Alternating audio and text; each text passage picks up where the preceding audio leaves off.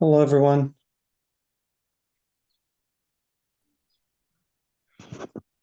Hey Mustafa. Okay, I think now I'm really connected. Hello. Let's Hey, see. hey Mustafa, can you hear me? Yes, I can hear you. Can you hear me? Yes, I can. Okay. Hello, everyone. Hello. Hey. Okay, good. I honestly, I almost gave up on figuring out how to start Zoom, but finally worked after trying 3 times. Okay, good. I think that was the hardest part of the workshop. Um, so just a quick question. Everyone, I assume, received my email and they have the latest version installed.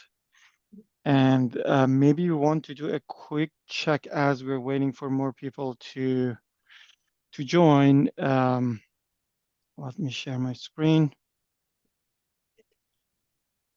If you can go to Revit and open the sample file, and then click on Export Model, and make sure this thing pops up. So you have a valid license, and that's it. Like you don't need to do anything else. Just click on this Export Model and make sure this pops up, and then you can close it. Anyone has issues?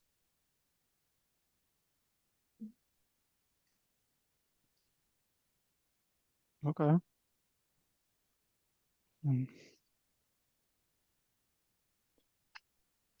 कि मैं join तो हो गई मैं Sorry?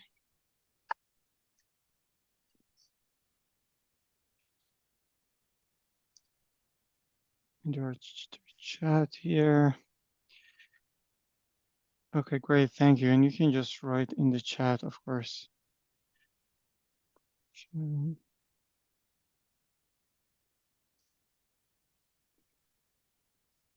Okay, so I'll bring this up. I'm pretty sure we will get at least 1 or 2 people usually that need some help. So Chris is here. I honestly, Chris, are you a host or do you have Uh, control? I Maybe I don't know. I don't I just made you think a so. co-host. Okay. Yes, interesting. Learning Zoom live. Uh, so yeah, so in case anyone needs help, I think the only issue that I can see happening is the one that some people might not be able to log in or have license issues that we have to add them to the License pool? Okay. yeah on workshops under the project workshops. I have already added whoever replied to my email and Okay. told me that they need a license. Okay, so let's give it. You can still see my screen, is that right? Oh, Yes. I'm sorry if the email went to junk. Apply this permission to all future requests. Okay, I don't know what that means, but okay.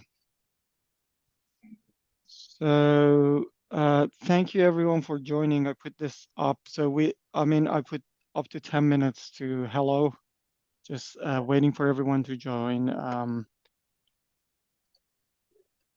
Okay, we're missing at least 3 people, I think, but I'm not going to wait that longer. So, I assume by now all of you have done some online virtual workshop or learning at some point during the last few years. But if you haven't done it, or just a reminder that there is a chat option that you can always chat. So Chris is here to help you. I'm also here to help. I'll try to keep the workshop going because this is not live. We cannot see your screens and all those. It's a bit hard sometimes to keep everyone, to follow every step of the process, but we will do our best. So it's for you to be able to follow if you want to follow. If you do not want to follow, you just want to watch, you can also do that. That's totally fine. Both should work. So the presentation is basically like I'll talk about shortly, like 3 slides about pollination in general. Then we jump on and fix the Revit sample file, the basic one, and then we go and work on the advanced sample project. My goal, so this is about pollination, or maybe let me just wait 1 more minute to 10:05 and then I start. Then during the workshop, so I'll try to do the basic mostly myself, right? And then when we get to the advanced sample project, I'll give you some times to do it yourself. Give it a try. The goal is if you haven't been to our workshops, we don't try to play it safe. I mean, because it's online, which it's not like we don't do it like what we used to do, so it's not as challenging. But still, we want you to hit those issues during the workshop, right? That's the reason for the workshop. It's not like for you to see, oh, everything works, and then you go start doing it yourself and nothing works. So it's normal that there are things that if this is your first time, you will hit some issues. Just feel free to ask questions, and then we go through them. It's a 3-hour workshop, which is short in comparison to what we usually do. But again, I try to keep the scope very small so we have enough time um, to go through the topic. So it's 10:05. I'll get it started. Um, again, thank you for joining the workshop. I'm again Mustafa. Chris is on the call from our team who can help you. So pollination is an ecosystem of tools for environmental building design and simulation. If you're new to it, it is built by the same people who are behind Ladybug Tools. It's basically from the same company, Ladybug Tools LLC. Ladybug Tools is our open source project, and Pollination is our commercial product. Pollination itself has different products and services. So we have the CAP plugins, Rhino, Revit, and Grasshopper. We have apps, and we have cloud computing and collaboration platform on the web. Today's workshop will be focused here on the Revit plugin. I might open the Rhino plugin at some point to just show the model that we export from Revit, but it's all about the Revit plugin. We will have a workshop right after this that I know some of you are attending for the Rhino plugin.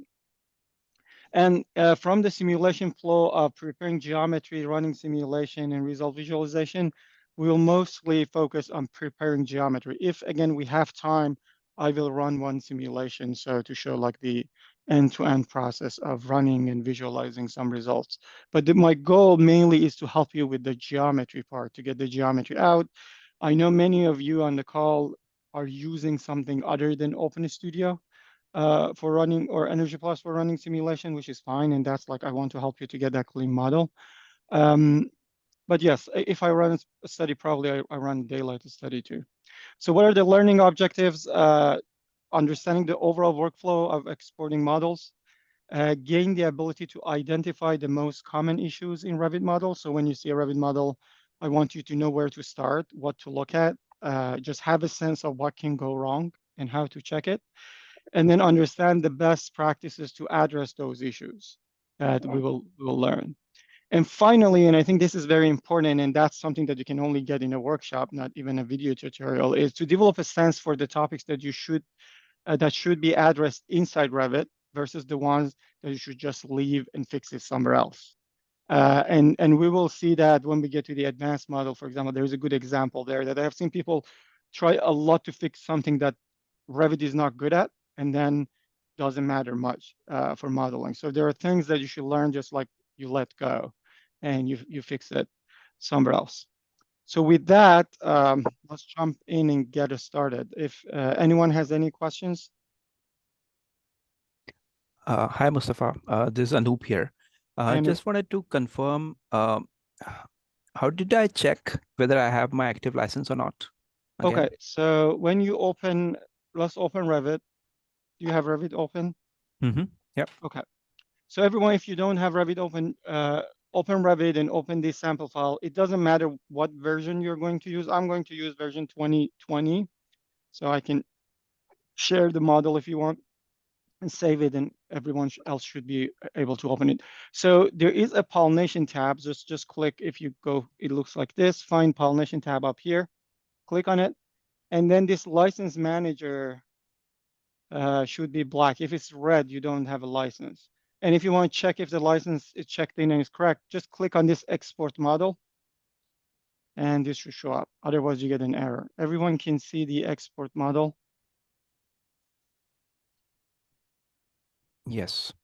Awesome. Fine. Yeah. Okay, Thanks. great. All right, now this is too good to be true. At least one person should have each. Okay, I believe you. So apparently everything is fine. So, so just talking about this tab here, you have the license manager and a few links here. So license manager is the place, if you click, it tells you your license is valid. I already have a license that is cached. If you don't, you can sign it and retrieve a license. Looks everyone is fine, so I'm not going to show that. There are links to Discourse, user manual, and about that gives you all the versions installed and everything. Then you have this area that shows you the if there's a new version of the plugin available, and this one that helps you to enable, disable pollination if you need. We have a set of buttons here for setting up material construction and all this. These are only useful if you're using either exporting a GBXML to go to a software and you want to give to keep all this information, or if you're using OpenStudio Energy Plus or HVJSON. So if you're exporting, let's say, to IES or I2ICE, these are not going to be helpful because it will be only geometry. And again, today we're not going to spend much time on this. So then I go all the way here. These are the places that this for model are the ones that we're going to use to export the model from Revit. And this will be our main focus for today. If you have no questions, the first step is always I click on this default 3D view to see the 3D model. So this model, by now, I assume everyone knows this model. It looks like they removed it in Revit 2024. I don't know why. But if you have seen this model, this is basically a residential building with 2 floors, if you consider this the same. So 1 and 2 on the top. The first floor is extruded. The second one has like a geometry with the roof that's not extruded. You use the Pollination Revit plugin. So to export, this is the workflow. So when you get a Revit model, the first step is you click on export model, right? And in this case, this model doesn't have any linked model linked to it. If you have linked models, then before that, you have to set up links. I'm not going to cover linked models during this workshop because it adds a lot of complexity. So we are going to work with this model with no links. So what I'm going to do, the first step, click on export model. This window will pop up, right? There are a few things here that I'm going to ignore. So I'm going to hit a problem and then come back and fix it. So what you see here are the initial setups for your model. Let's just keep everything as default. Go next. Hello. I want to this introduce is- you to Matthew. He's our Matthew. lead director. I think I have to mute someone. It's okay. So now the next, I click here to go next. Next step is the place that you see all the apertures, right? Again, don't do anything, go next. This is the place that we set up doors, right? We select all the doors. Again, let's say we select the doors at some point, and next, step 4 is the place that we make the decision of what we want to export, right? And now if you check, all these levels that I have in this model, none of them has any rooms, spaces, or areas, right? But this is not correct because if I click here on floor plan and go to level 1, you'll see that there are rooms inside this model. So what's really happening is if you select one of these rooms and check the phase is working drawings, right? All these rooms are in the working drawing phase. But when I was exporting the model on the first step, I didn't change the phase.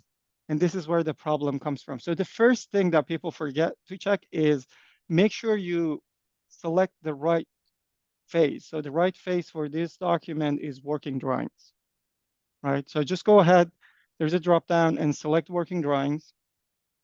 That's all we're going to do right now. Everything else, let's leave it to default. Go back 1, 2, 3 here.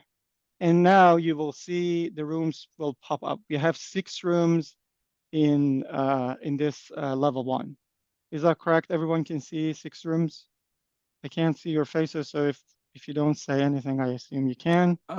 Mustafa, Mhm. apparently the menu is a little bit different for me. I'm on Revit 2022. Would you advise doing this It's on 2020 just to be it's more it's consistent? if you're using the same version of the Revit plugin, it should be the same. Did you download and install the latest version from the email? I think so, yeah. Okay, so if and this is so if you click on about, is the version where are you? Version blah, blah, blah. Here is it 2171?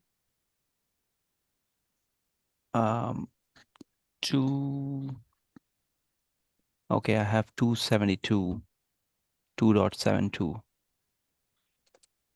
Oh, it's one. So yeah, like if you have a different version, you might see Mm. different. Yes, like I mean, if you just download the latest version, you will see the same. Okay. Okay, thank you.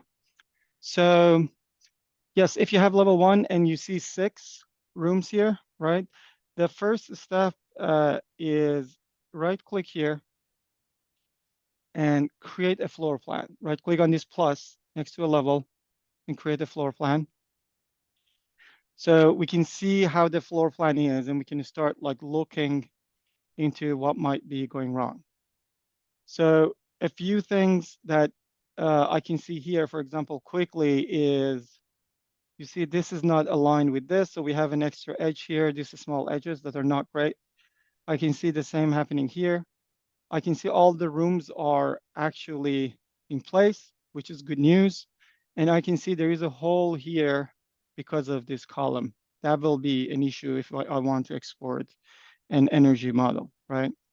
But the first thing I'm going to do, if there is a section, I'm going to use it. If there's not a section, I'm going to draw it. There is a section already here, right? I'm going to select this section, right click and go to view. And the reason I'm going to do this is because I want to get the floor to floor height for this building.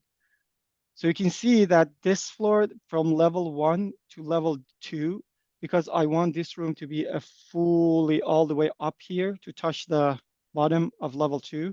So this is 3000 millimeters, right? So I'm going to go back to Revit plugin. And here in level 1, I'm going to put 3000 in extrusion height. So this will tell the Revit plugin that anything that is any room, because I'm selecting rooms, right? Any rooms from level 1, take them and extrude them for 3000. So if I click next here, I'd only select level 1, right? The next step is the place that I can filter rooms. In this case, I want all the rooms. So I just click next again. And when I get to step 6, it should start basically parsing the rooms. And this is a small model, so it should go pretty fast. So there is a question about Pollination plugin only using metric units if the project units are in inches. No, basically Pollination plugin uses whatever the Revit plugin is, the units of the Revit plugin. Not the Revit plugin, sorry, Revit document. Pollination plugin uses the units of the Revit document. Okay, now do you all of you see this, all the rooms here?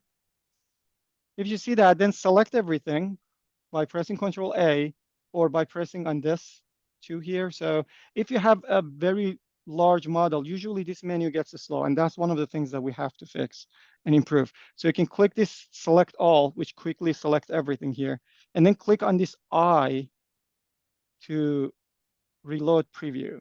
The first time it will be a little bit slow because it has to load all the core libraries to create the visualization, but then gets faster. And if everything goes well, you should see this.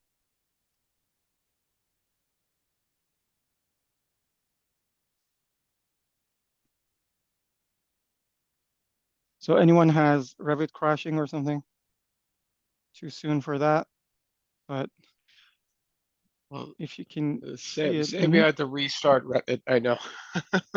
So possibly. Okay, Uh, okay, okay, yeah. good. So if you see the model now, we can check a few things. One is, this is the thing that we said is okay, like we see this hole here, and then we see this room is in the same level as the rest.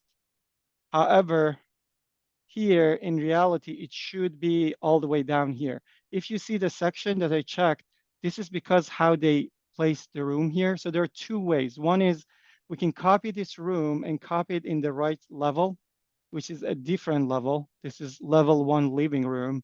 Or we can simply select this room, right? Press tab a few times to be able to select it in section, and then drag it all the way down so it meets the slab down here.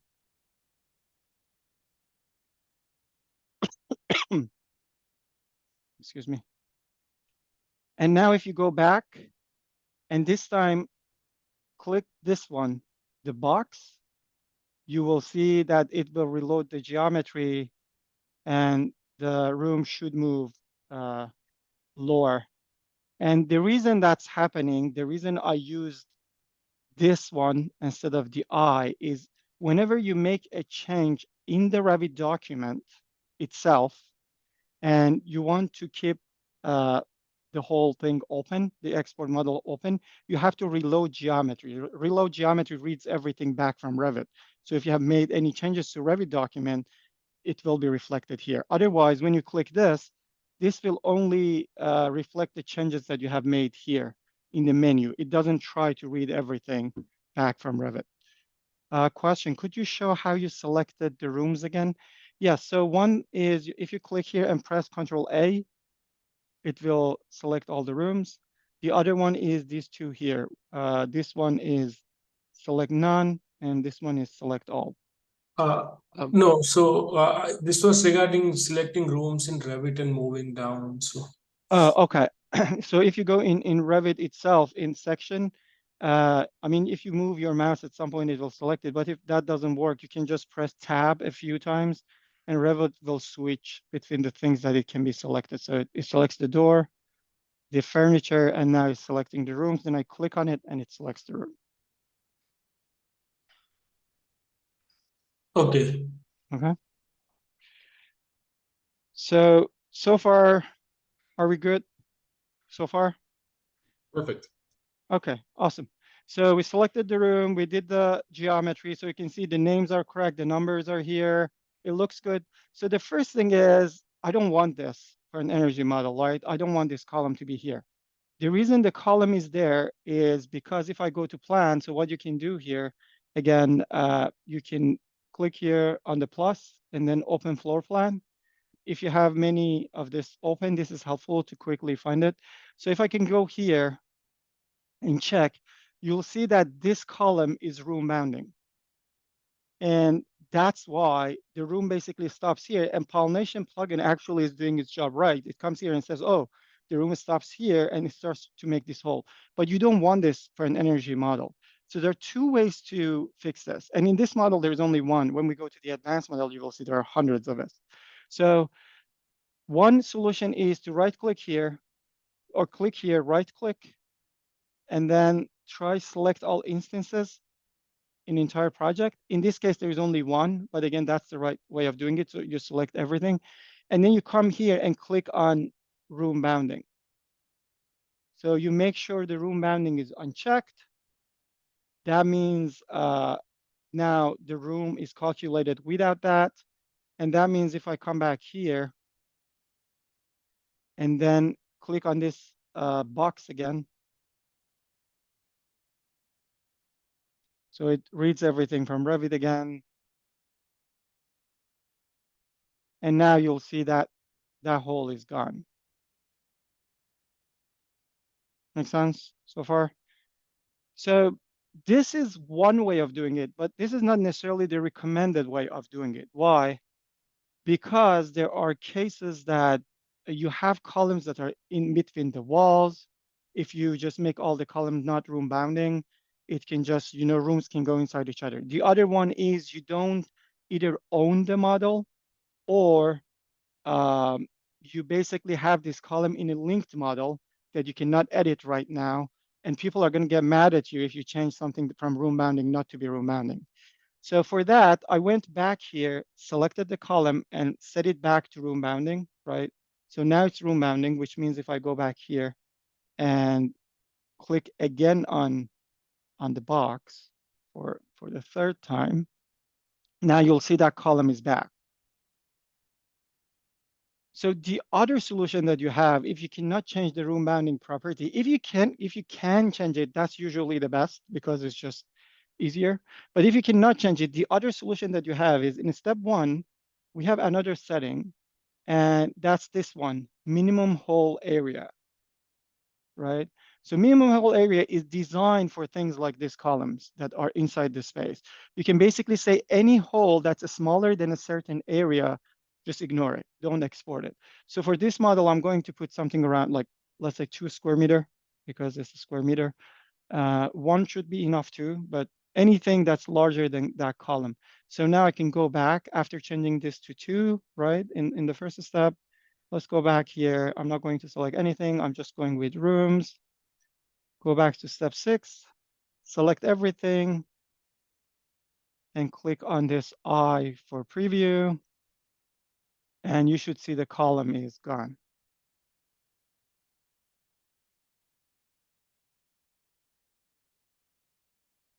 So far, so good. And you can see, yes, I can show the steps again. And you can see here in the model, it is actually room bounding. So basically, the Revit plugin corrected this for your based on that minimum hole area. So the steps are, I went to step 1, and for minimum hole area, I put the value of 2. By default, it was 0. I put a larger value to a square meter, which is larger than the area of this hole in plan. And because of that, the Revit plugin understood that and then ignored it. So that's level 1. Okay, so now we kind of like have the whole first level ready. I'm not going to bother with that alignment issue. I mean, they're not necessarily issue because there is nothing invalid about this, but this is just not nice, right? To have all these things, small edges. So I can just leave it as it is for now. And then the next step, I'm going to bring in all the windows and curtain walls, which we call apertures in Pollination world and Ladybug Tools world. So to do that, let's check the model first here. I'm going back to the 3D view. So I don't know what's the level of your Revit knowledge here. We thought most people who come to this workshop are building performance simulation specialists more than Revit users. And some of the things that I say here, I know it might be obvious if you know Revit, but there were things that I didn't know like 2-3 years ago. So I'm trying to just include everything so I make sure like people know that. So there are several ways to build windows and apertures in Revit. And the 2 common ones is to use something like this. So this is a window. When you click on it, this is a single window.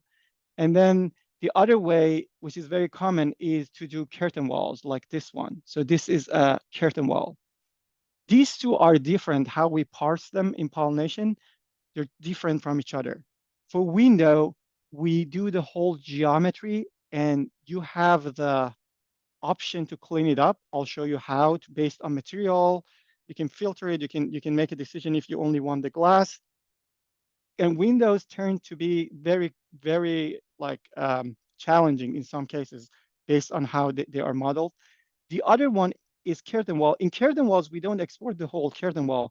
What we really export is the curtain wall panels. So you can have a curtain wall with different curtain wall panels, and and I can't even select that curtain wall panel right now.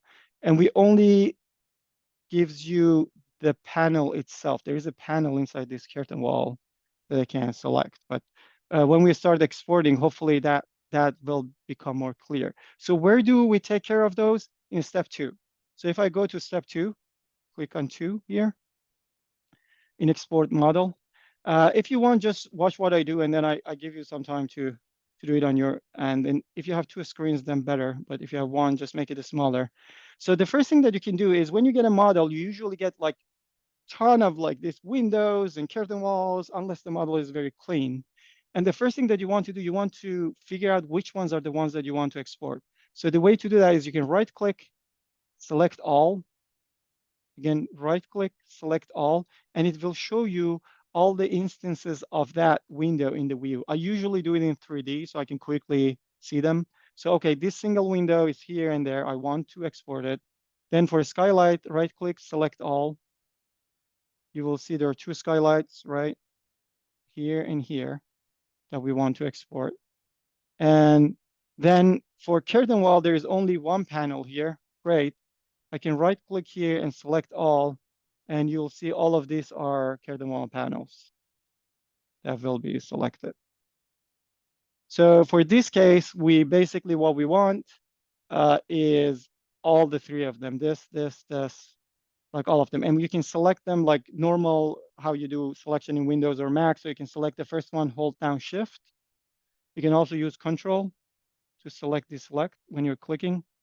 You can do all that. What I'm going to do first is I'm going to do one window at a time to talk about materials. Or you know what?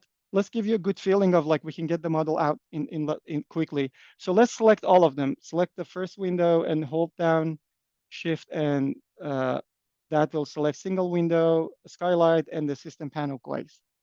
Then go next. Leave the doors for now. And the rest you already know. Level 1 is selected. Just keep it there. Go next, and wait for the plugin to parse everything, select everything, and preview it.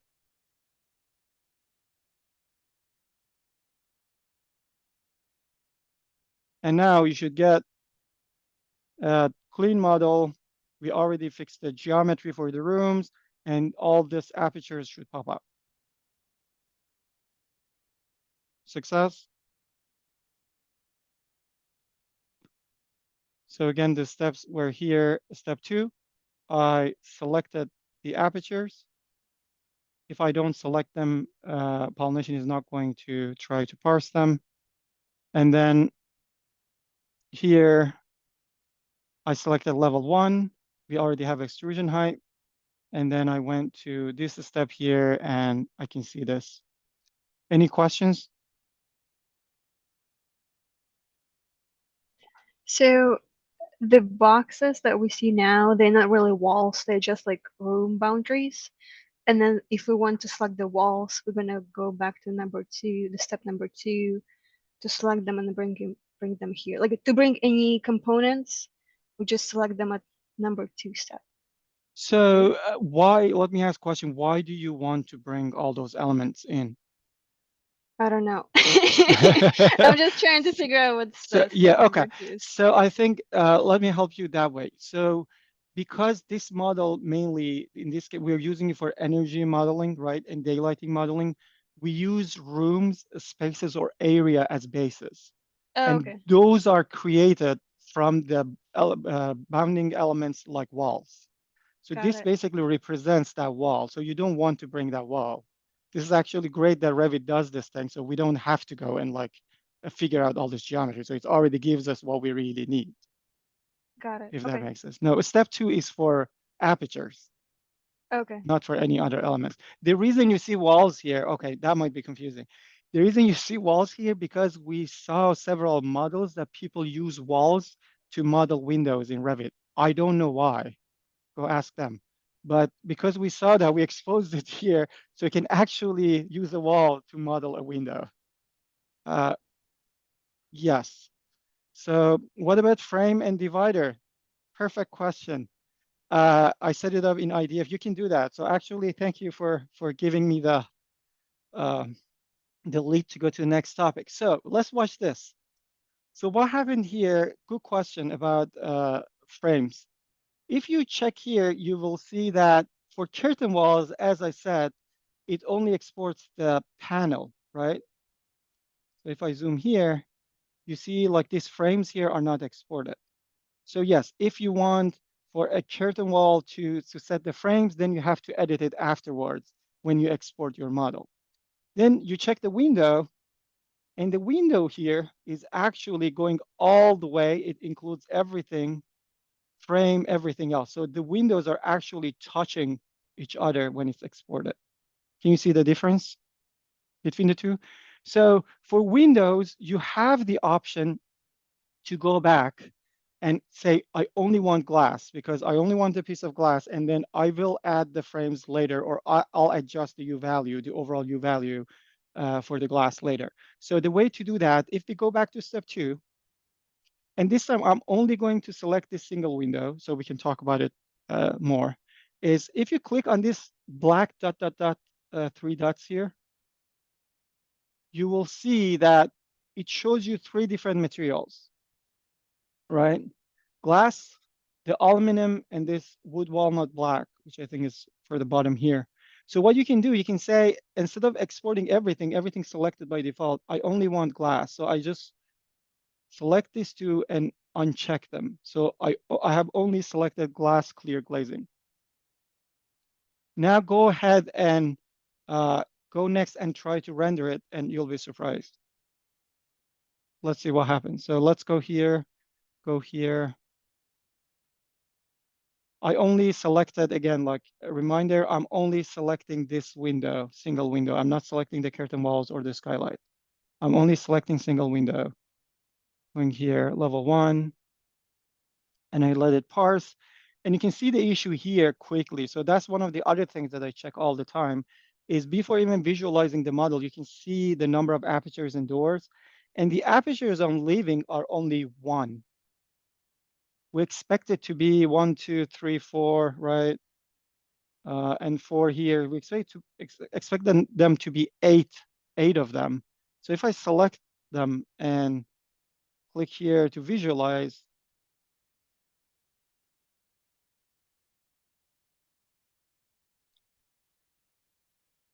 you'll see that there is only 1 window exported and not the rest. So what's going on here? Maybe I forgot to say it. So for if you have issues for orbiting in this menu, one thing is I do, is it right or left click? I don't know which one. So if right click is for panning, I think, is it right or left? I'm confused now. And the other one is for orbiting. If you have hard time orbiting, because this is using a technology which is a little bit different how you orbit in Rhino or Revit, you can hold down Alt, and when you hold down Alt, it will rotate around the mouse. It's closer to how you would expect it to work. Just a comment about how to use that orbiting thing. So what just went wrong? We said, oh, okay, I want to filter based on glass material, based on materials. I filtered based on material, and there's only 1 of them showing up instead of the rest. Well, that's the quality of this model. If you check here, actually, can you see the glass color is a little bit different between this and this? Yeah. This is more bluish, right? So the reason this is happening, if you select this window, you'll see here that the glass is set to be by category. If you select this one, you will see the glass is set to clear glazing. And that's the one that we actually picked, right? That's why. So this was the only one that had that. And by category for the plugin has no meaning. It's just like, I have no idea. You asked me just to do clear glazing, and this is not clear glazing. I'm not going to do it. So to edit that, again, you can select one of these windows, right click, and then go select all instances in entire project, and come here and select inside this, click on this dot, dot, dot, 3 dot, dot will show up. Again, select inside and click on this and find clear, it should be something glass clear glazing here. Glass clear glazing, or you can select any other material as long as you can filter it, and then press OK. And now all this, and you can see the color even changed. So what I did, I selected one of them, right click, select all instances in entire project, and then click here on glass material and set the glass material. And in many cases, if you have windows and you really care about exporting them correctly, then you have to take the time and come and fix that type, either edit the family or do what I just did. So you make sure they have different materials, different different parts of glass or window, and then you can just export that glass part. There is a question here. Oh, there is an answer here that Chris gave. Great. Thank you, Chris. So now if I go back here, and I don't remember if this change comes automatically or if we have to close this, but let me try to read it from Revit and see if it works. Oh, it already worked, so I can see 8 apertures. So now you see only the glass is exported. You don't see any of the frames, and you get 8 of them, 4 on this side and 4 on the other side. Any questions?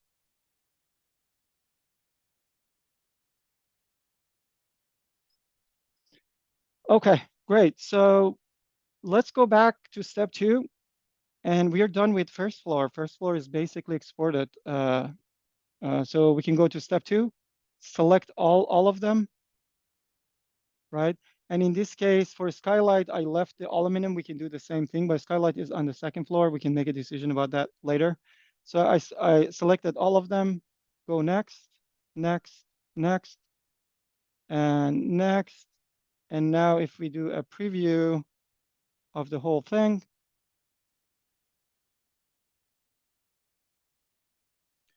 level 1 should be ready to go.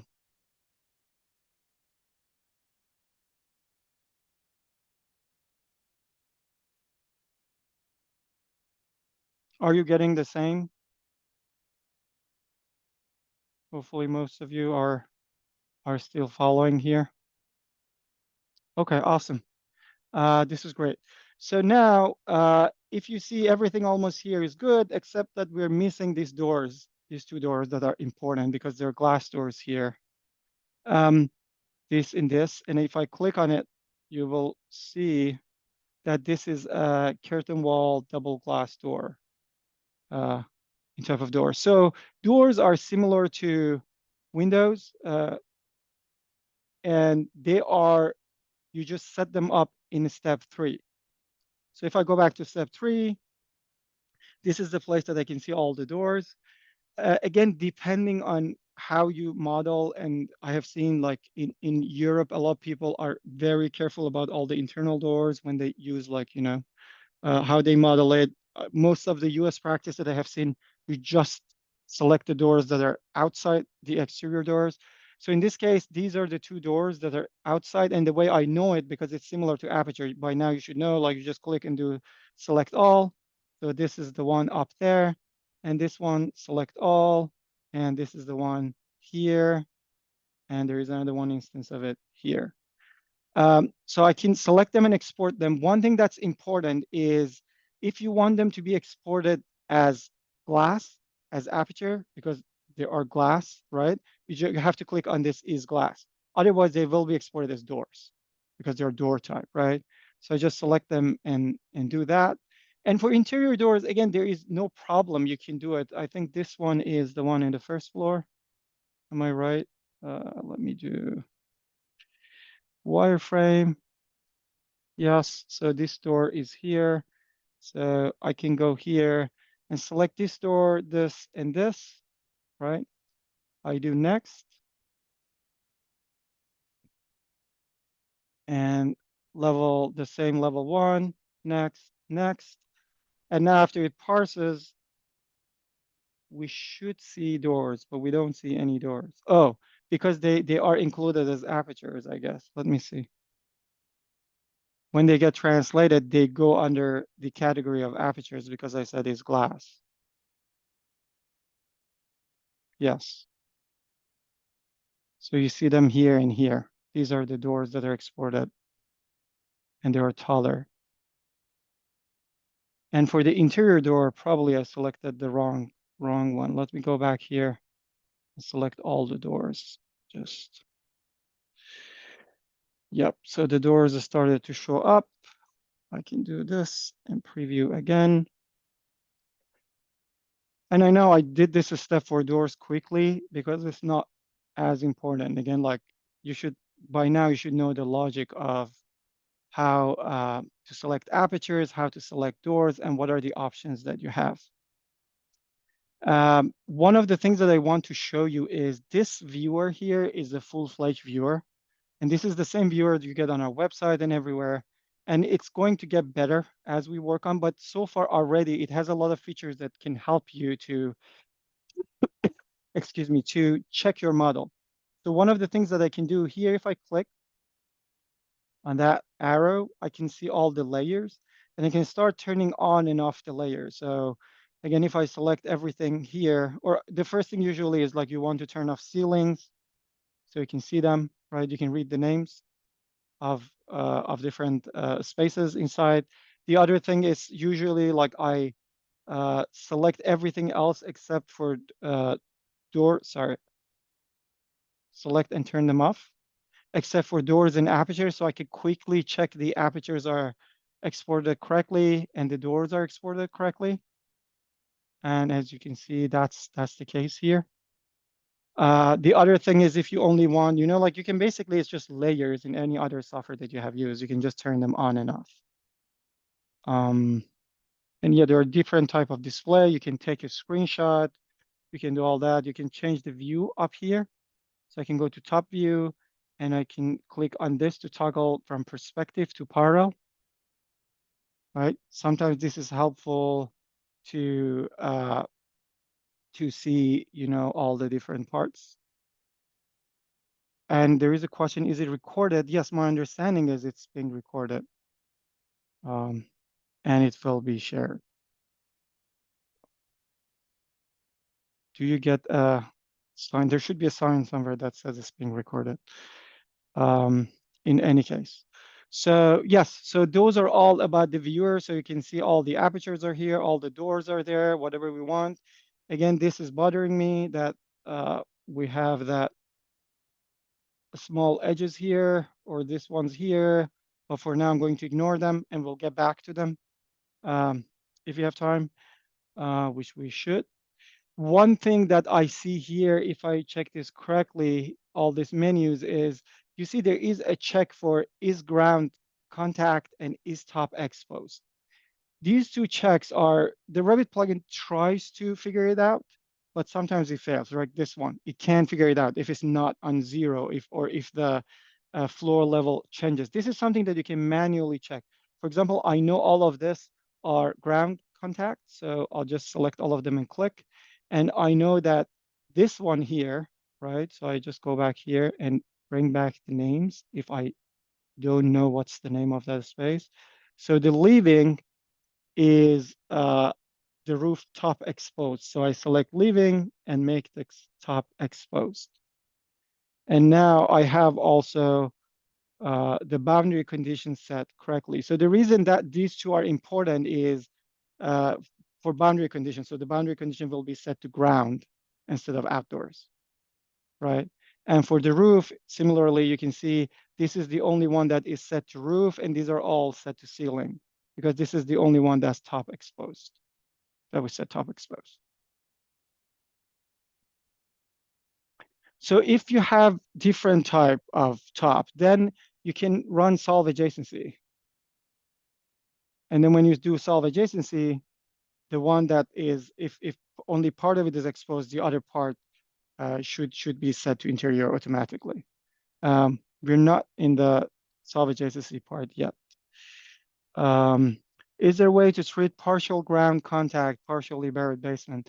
The same idea. I mean, not really in Revit, because if you have, unless you cut it, no, you can't do it in Revit. You can edit it later. You can't do partial, unfortunately, in Revit. Yeah, I can't think of any ways to do it. If you have something like this, it should be auto-detected, but I don't think this is what you mean. What you mean is like you have ground up to here, right? If you have something like this, it will be set, yes.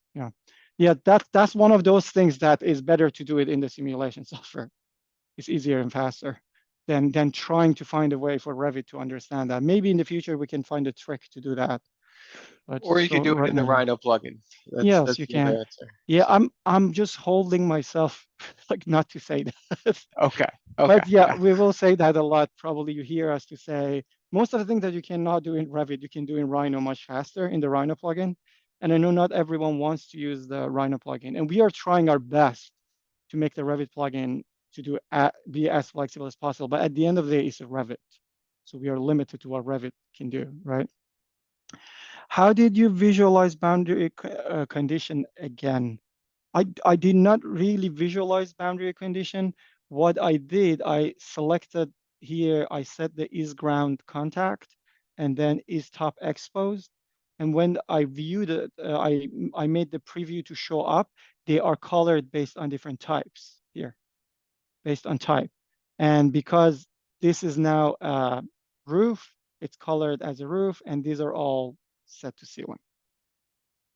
So again, like you can do that fully in what's that the Rhino plugin, but here like you're limited to what we can show in inside inside Revit. And maybe now like we can talk about this interior walls too. So now go ahead and do this thing. So if you click on this setting, so one of the things is by default the Revit plugin uh, doesn't solve the adjacency between the spaces, but you can actually set the adjacency to be solved if you click on this settings here.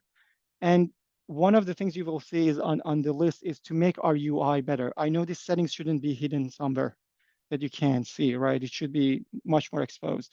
But one of the things that you can do, you can now change this solve adjacency to be either wall only or full. So wall only will only run the solve adjacency between the walls. Full tries to run solve adjacency between different floors too. So I'm going to set it to full in this case. And then now if I go ahead and click apply, to apply these changes. Oh, I had to select all the rooms. Sorry, it will only render kitchen right now. But now you see things are slower. Why is it slower? Because now it runs two commands. So sorry, I selected everything and click on the eye now. Now, because the first step is to export the model, the second step is to run the solve adjacency.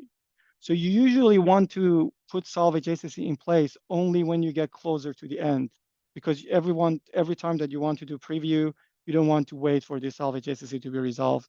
If you're again exporting to other software that has solve adjacency, just don't do it in Revit. That's my suggestion. It's just faster. But we are trying really to get to a place that you can run everything. Get like a model. If you don't need a very customized HVAC, you should be able to run the energy simulation inside Revit in the near future. So, okay. Could you Now, briefly explain solve adjacency and why it's important and right, why you should sure. run it? So the reason we ran it now, if you remember before running it, when I had this drop down, it was only wall, roof, floor, aperture, and door. But now you can see there are interior walls. So running this solve adjacency basically runs this and finds all the adjacent faces. And now you can see even it's smart enough to figure out this partial adjacency, that this is indoor, this is outdoor, right? These are all indoor walls. So that's why solve adjacency is important. Again, it's important for energy models, and it's important if you just run the model directly inside Revit. Otherwise, you can run it in other softwares. For example, if you export to IES, you don't need to run solve adjacency because IES rerun it. Basically, it has its own internal calculation to do that. Okay, we talked about the viewer. We talked about setting up all the apertures and doors. There was one thing that I didn't talk about that I have a few slides. I went back and forth on if I should show it during the workshop or just show you slides. I decided the slides because it can be confusing. But one thing that you will see here was, and I didn't mention, and this is a new addition that we have added, is for windows and for doors, you have different type of panel calculation. By default, they're set to single panel, but you have options for multi-panel and bounding box. If I go to doors, I mean, again, for this model, don't change it. That's all good. If I go to doors, you'll see the same thing, single panel and bounding box. Why do you have these options? Because this is what happens. Let me go back to my presentation. Because, for example, this is from a real model. You get models like this. So this is a window, and they have modeled this two part of glass together as a single solid, right? So if you try, oh, and the other thing that they have done, the width of this part on the top is actually smaller than the width of the one in the bottom. So if you just go with single panel, this is what you get. You will see something like this. So what the Revit plugin does, it tries to project everything, and then it tries to find the line around it. And then if it's not a full rectangle, it tries just, like to triangulate it to give you the best that it can give you. But for these cases, sometimes people go and edit the whole family, and you can do that. But usually you want something close enough for your energy model. So that's when you can use the bounding box option. And the bounding box just gives you the bounding box quickly. And then finally, if you really want to be accurate, that's when you can do the multi-panel option. But keep in mind, for multi-panel option, every single piece of glass should be its own solid. So you have to edit the family if they're not, depending on how people model. There are families that people just model the whole thing as a single solid. I don't know why. And there are examples that they do it as separate solids, which is what we expect. The same can happen for doors. This is an example of doors that we got from one of the projects. So if you do it normally, you see all those details that are there. Either you have to go inside, assign material to everything, so make it something that we can filter, or you can just say, hey, use bounding box. So this is what you see if you use single panel. You see how it looks like? It's like tapered because of all those edges. Or you can just do bounding box. That basically fixes it for you. So that's a feature, again, like when you deal with models uh, that you get from either in your office, like architect, someone gives it to you. It's very common that you get things that are not really clean, families that are not clean. And in those cases, those options can be really handy. Okay, this is basically the end of exporting first floor, and then we're going to talk about exporting the second floor. Do you have any questions about the first floor?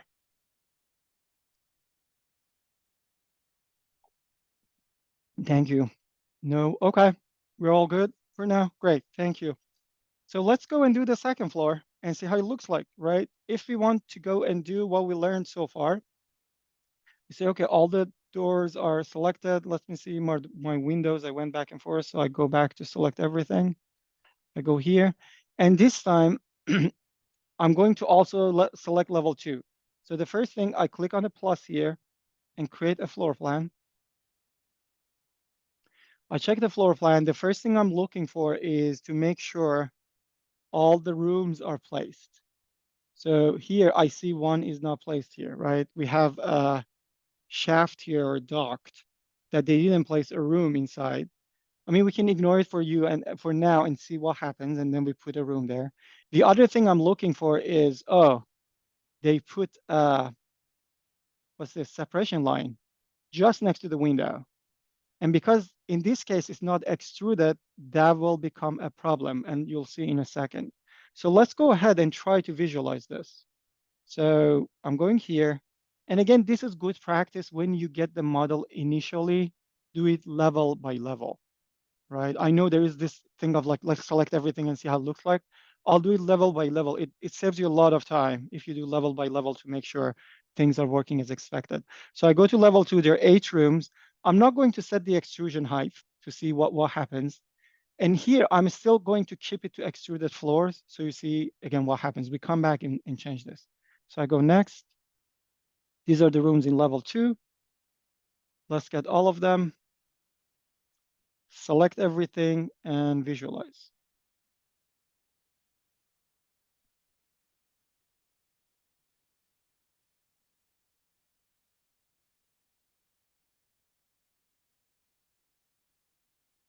So now you'll see you get something like this,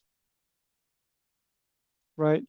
Because we set it to extruded, everything is coming extruded.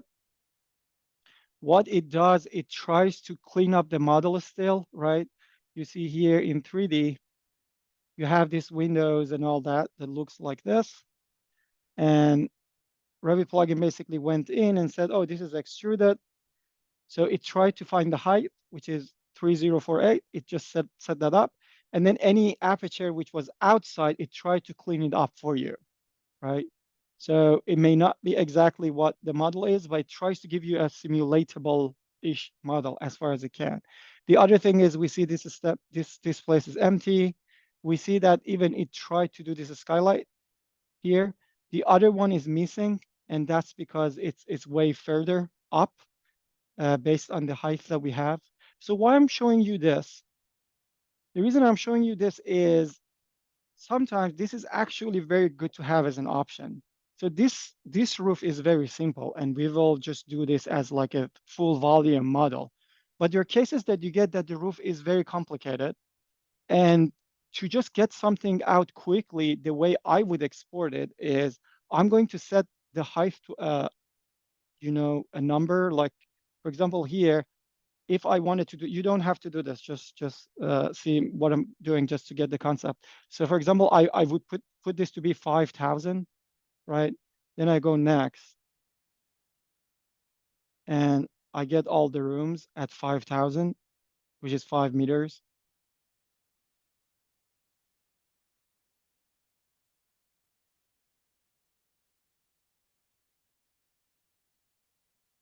And then what I'm going to do, I'm going to, in the next step that we haven't talked about yet, step 7, I'm going to select these edges as shades, as shade objects, and then I go and I edit it in Rhino, right? Or edit it in IES if you use that, or any other software that you want. Why do I do that? Because there are cases to get the volume clean is going to take a lot of time in Revit to make it work. I just want you to know that option. The other thing that happened here magically, which is nice, is these two windows actually showed up in the model, even though there was a separation line behind them. So you see there is a separation line here, and this separation line really stops the volume of the room to touch that wall. So if you really use that wall element or full volume, they will not show up. But in extruded mode, they will show up. This is again helpful if you want to quickly get all the apertures out of Revit without really trying to fix the rooms. But so for this workshop, we don't want to do that. We really want to get the model the way it is. So the way to do that is go back here, go to step 4, and change this instead of extruded floor to be full volume. So the geometry calculation, under geometry calculation, select it to be full volume. You'll see that this extrusion height is removed, and all the alignment option is also gone. So if I go next here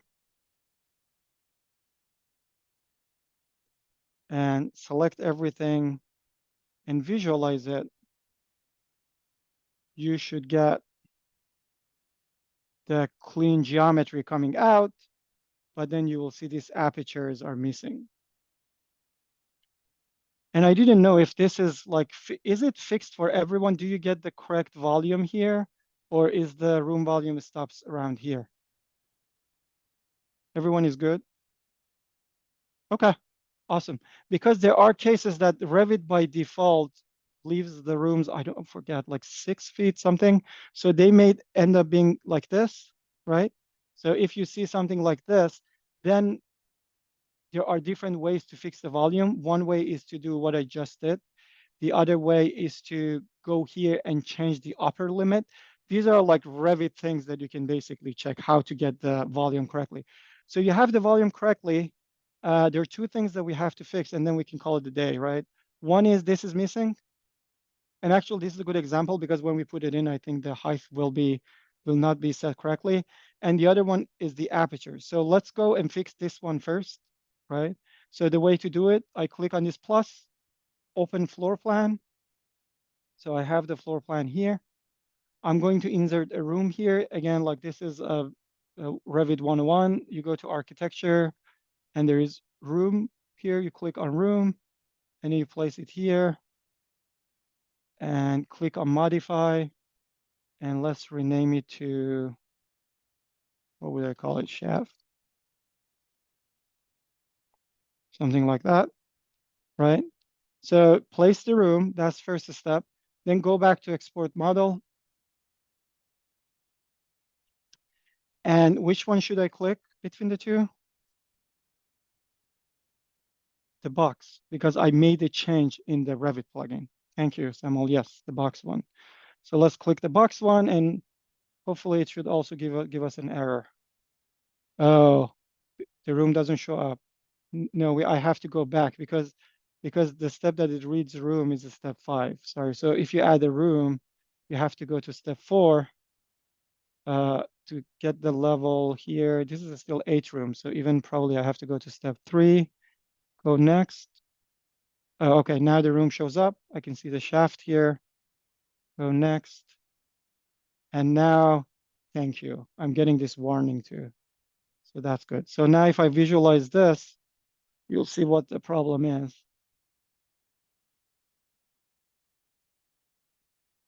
So you see this thing that stops in the middle there, right? It doesn't go all the way up because, and I can also read this if I click on this warning. It tells me that the face has no surface type assigned. This is our way of saying like the face doesn't touch any Revit elements, so we don't know what to do. It's halfway in the middle of nowhere. So to fix this quickly, one way, of course, is to draw a section here and go and bring it up. The other one, this is what I wanted to show you. You can also change the upper limit to go all the way to roof line. And then if I click apply, it should work. I mean, I actually prefer to do that from inside Revit because sometimes it works, sometimes it doesn't work. But in this case, it worked. So what I did, basically, I changed the upper limit for the rooms. This is again one of those things that I don't understand why Revit does it the way it does it. When you put a room in a level, it doesn't try to find the next level and set that as the upper limit. It does the same level as the upper limit, and there is a number for offset that people use to offset it up. Doesn't make much sense, but again, I'm no Revit expert, so I don't know. So far, so good? Yes, great. Okay.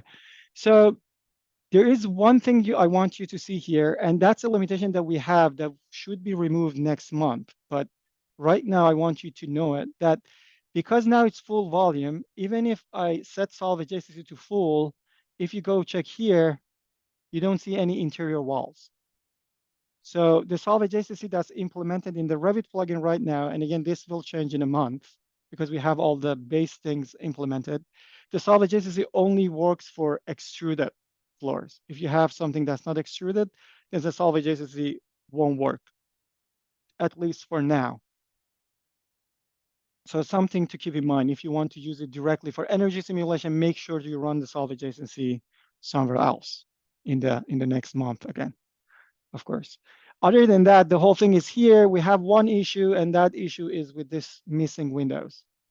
So to fix that, I have to go ahead and remove this separation line. So again, like if you're new to Revit, you can just go here, and if you move your mouse, at some point it will select it, or you can always press tab, so it selects between what the different options that you have. Excuse me. So you might think, why did they put this here? And you will find in a lot of Revit models that they just draw a line behind the exterior wall. I delete it, and then we'll see what happens. So when I delete this, you see this line goes all the way here and here and here.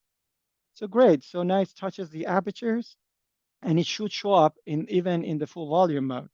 So let's go here and click on this boxy thing again and see what happens. You see something happen here. We get a warning for the entry hall now. And bingo, have a very interesting geometry showing up. So the reason they put that line there is if I go to this building section or the other section, so I go level 2, they have another section here, A103, go to view. So the reason they put it here is because this roof doesn't go all the way on top of the wall. And as a result, the volume of the room will leak all the way up, right? Because they're not touching each other.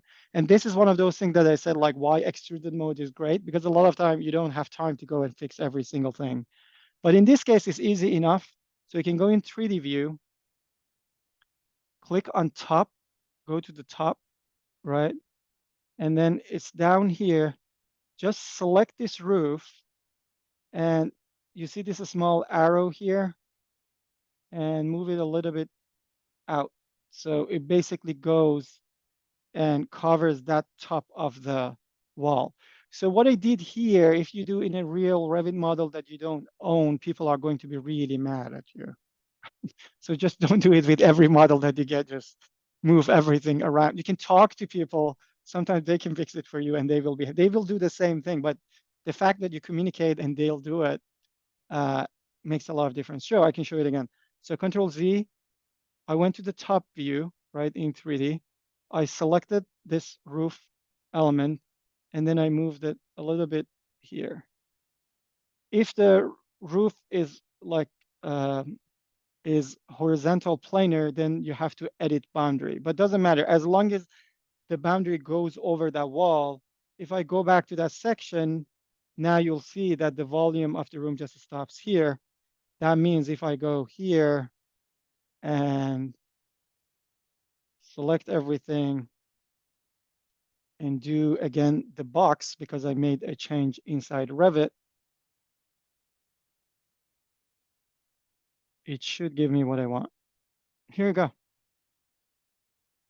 Clean model.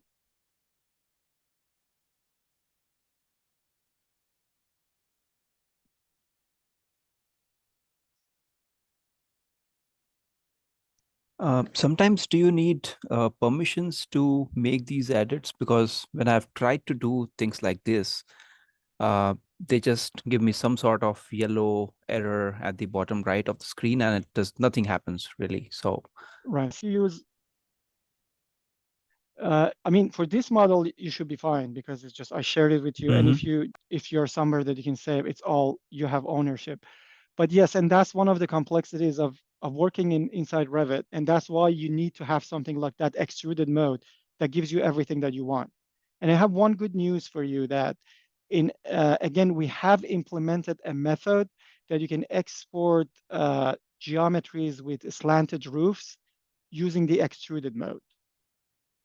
Does it make sense? So you can use extruded mode even for something like this. So you don't have to go to full volume. And that means you will not need, or you will need minimum editing. That can help you. The other thing is I'm going to show you right now is similar to that minimum area that we put in. We are coming up with solutions that can fix the model without editing Revit. So for example, in this case, I didn't edit the room bounding for that column that we had, but I had a feature in the Revit plugin that helped you with that. I'll show you in a second, like how we fix the alignment in this model using an alignment line. When using a linked model, how would that work if the space separation line is unable to be modified? Yeah, that's a problem, Brian. Basically, you have to edit it in the linked model if you use the full volume. If you do not use the full volume, then you can use alignment line and it can be fixed here in this model. And again, that's not something that we can change because in linked model, you cannot edit linked model from this model. There is not much we can do with that. Wasn't able to delete the red line. So for deleting the red line in the menu, it's again like it's all about selection. So you just go here where the red line was and then press tab until it selects that separation line, and then you select it and press delete. That's how you can do it. What about air walls to divide non-convex zones? Is it possible? So instead of air walls, you can use separation lines in Revit. Yes, so for example, if I go to level 1, you see these two spaces are separated, right? Let me go to pollination floor. So these two are connected, really, the hall and the kitchen and dining. but you can draw a separation line. So if you, for example, you wanted to break this from the L shape, so you can go here, architecture, room separator. Should I save the project? Probably I should save it. So I can share it. I don't know, I call this 001.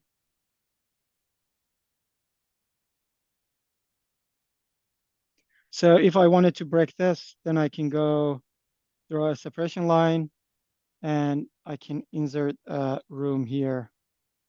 Sorry.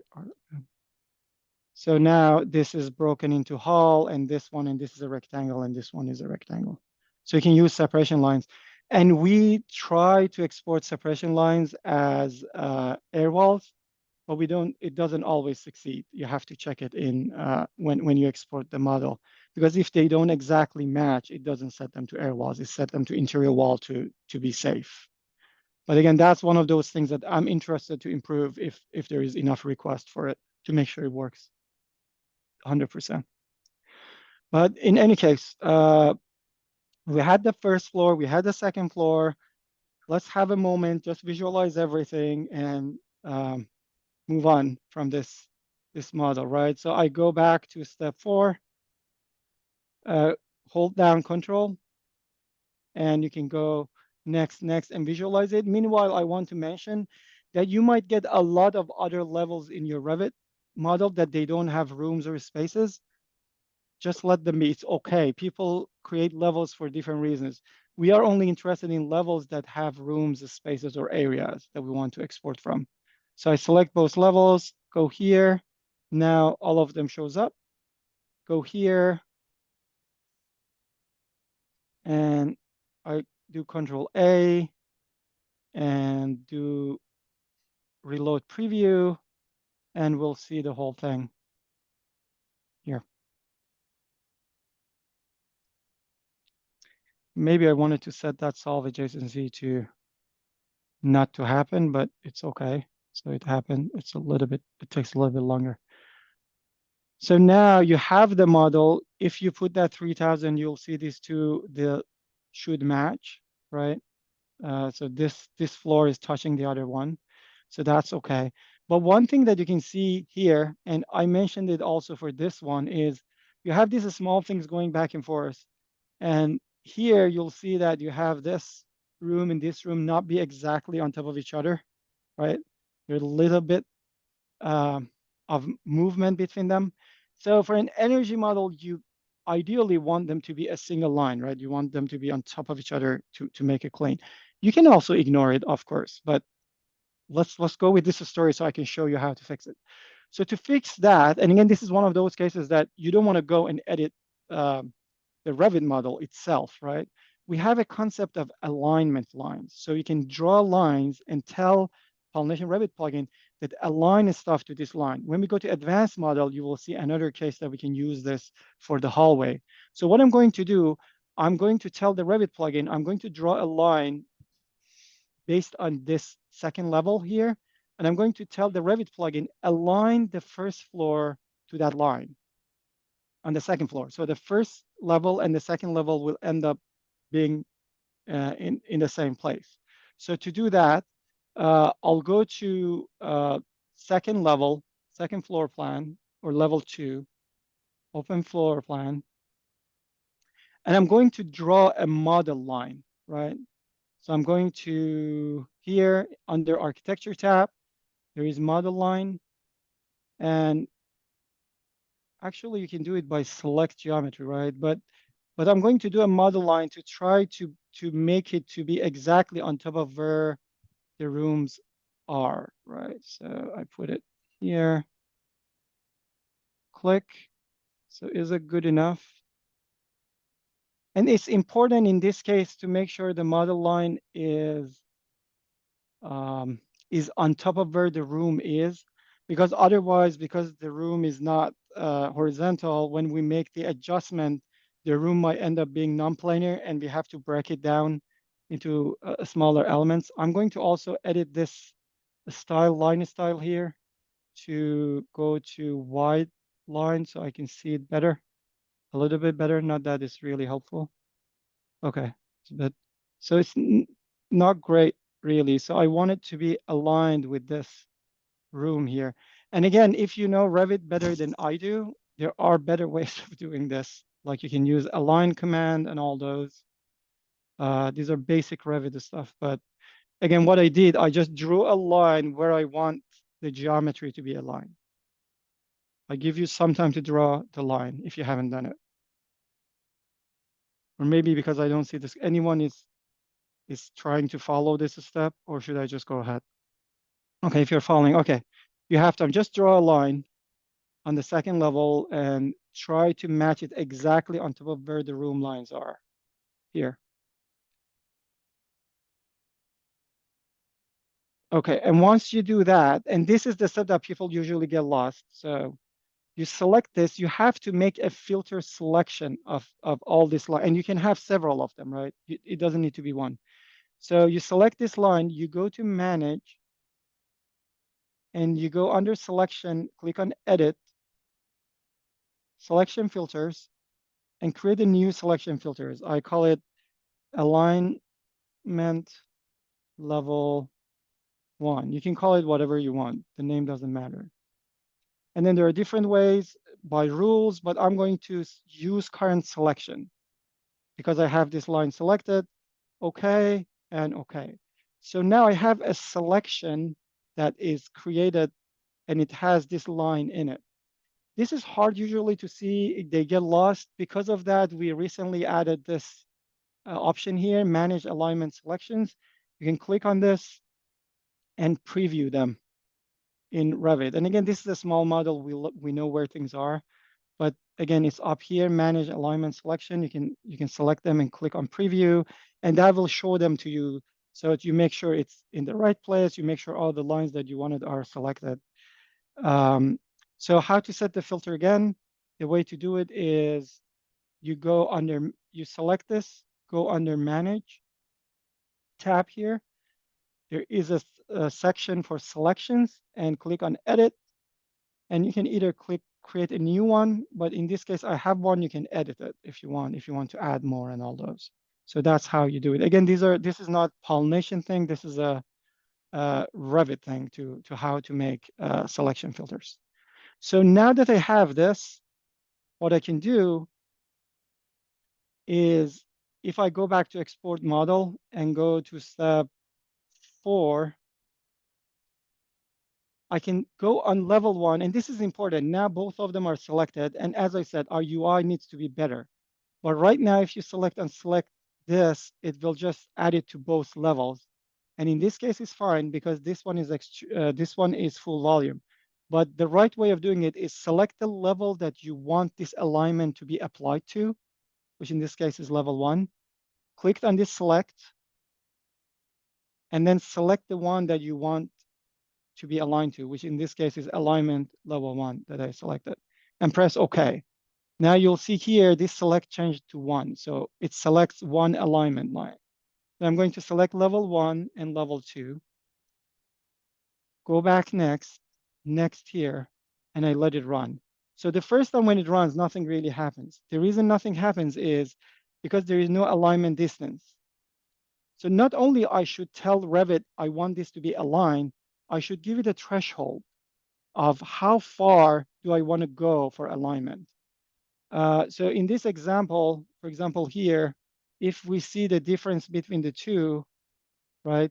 Probably if I go for, let's say, 20 centimeters, it should be fine, right? It's smaller than 20 centimeters. Of course, you can go in the document and also measure it. So I'm going to put 200 millimeters.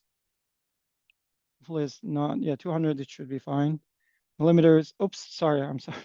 I go for 200 millimeters, and then I'm going to apply this change. Oh, I have to select the rooms and apply this change. I know, like I go back through all the steps again after I show you this. I know I went a bit quicker than ideal. But now you see, like, again, things gets a little bit slower because now it goes through 3 routines. One is getting the first thing. The second one is solving adjacency. And the third one is trying to do the alignment.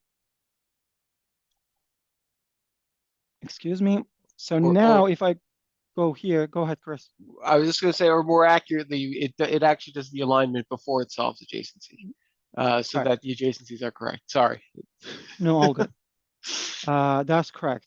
Thank you. So the the steps were not correct, but like yeah, you can see now if you check here, you see that thing that was bothering me is now solved. And the beauty of this approach is I did not change the Revit model. And I think that's very important, right? You want to have solutions that you don't have to change the Revit model, because if you change the Revit model, again, as we talked, sometimes you don't have access, permission to do that. You know, sometimes it's just hard to do it in Revit. That's why you need to have this kind of methodology. There is also one thing that I think here, oh, because I'm not implementing it to level 2, so level 2 stays where it used to be, right? It's only applied to level 1. And the reason I'm not going to do it for level 2, because I know if this one wants to be aligned, this roof will be non-planar, and that's a challenge. So I'm not going to change that here. Any questions for me? So this is basically it. We go add the shades, and then we can export the model. Basically, we have a valid model. But how do I know a valid model? We might not know. So maybe it's a good time to tell you that there is a validation routine here. We will be using it for the advanced model more, right? But here you can basically click on validate model at any point, and you have to make sure you select all the rooms. So it runs the validation only for the rooms that you select. And then after it runs the validation, if there is any validation issue, it will show up here. So in this case, the model is valid and we are happy. And of course, this is a very simple model. Yes, you can have as many. So the question is, can we have multiple lines for alignment? Yes, you can have as many as you want. Just make sure to put them in the same selection if you want to implement them to the same level. Excuse me.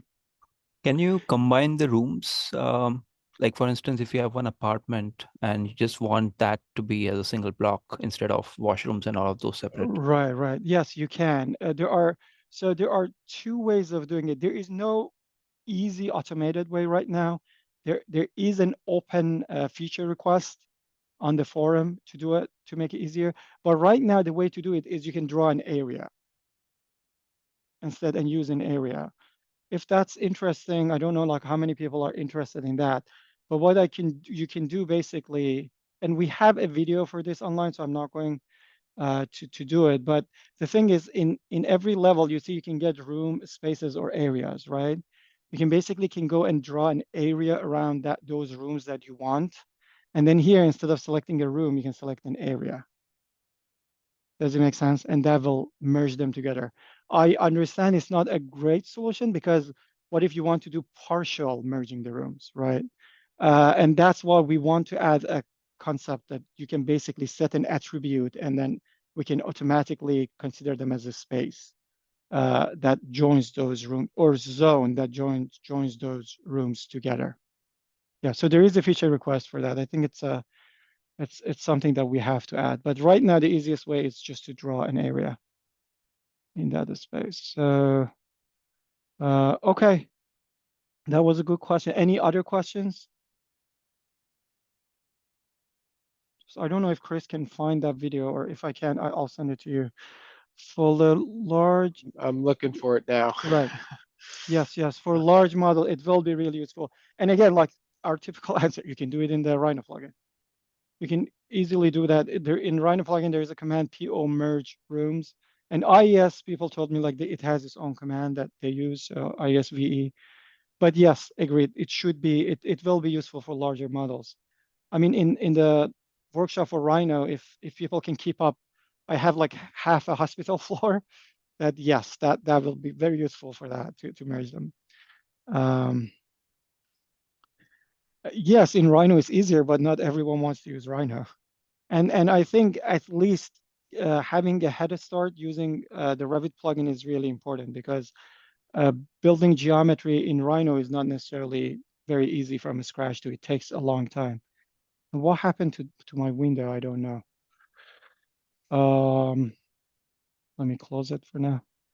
Okay, so now I extracted all the rooms. We talked about all the concepts. The next step is, as you saw, we were not selecting any shades. So sorry.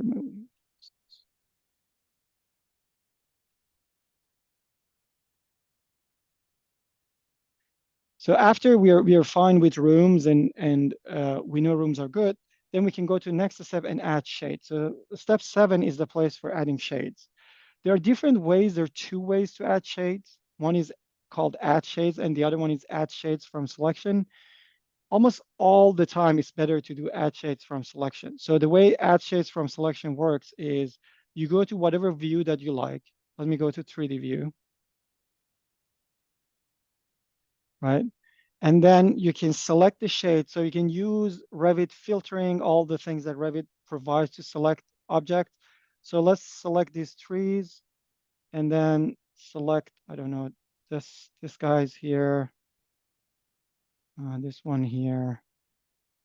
We can select this, you know, and this one.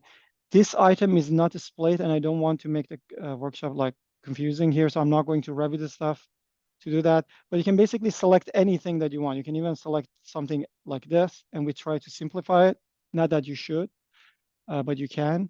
And then you can go back here and do plus, add shades from selection, and then it adds all the shades from selection here. And you can select them similar to what you had before. You can preview them if you want. So for example, you see this adding this thing added like 116 shade faces. I don't know if it makes sense to keep them in the model. You have the option. So if you change your mind, you can always right click and remove. So it will be removed. Now I can preview this. And you can see all the shades. If you want to see the shades with the geometry, with the rooms, to make sure everything is in the right place, you can click on this small thing here. And now the rooms will also be part of the preview. If you click on preview again, the reason we do not show the rooms by default is if you have a large model, you might have so many rooms, right, that are selected. You don't want to wait a long time for everything to be rendered. So this is now my model. It has all the rooms. It has the shades that I selected. As you saw, the trees are simplified through to some rectangles to represent them. The shades that are geometry, real geometry, we try to get the real geometry. And then next step here is for adding sensor grids.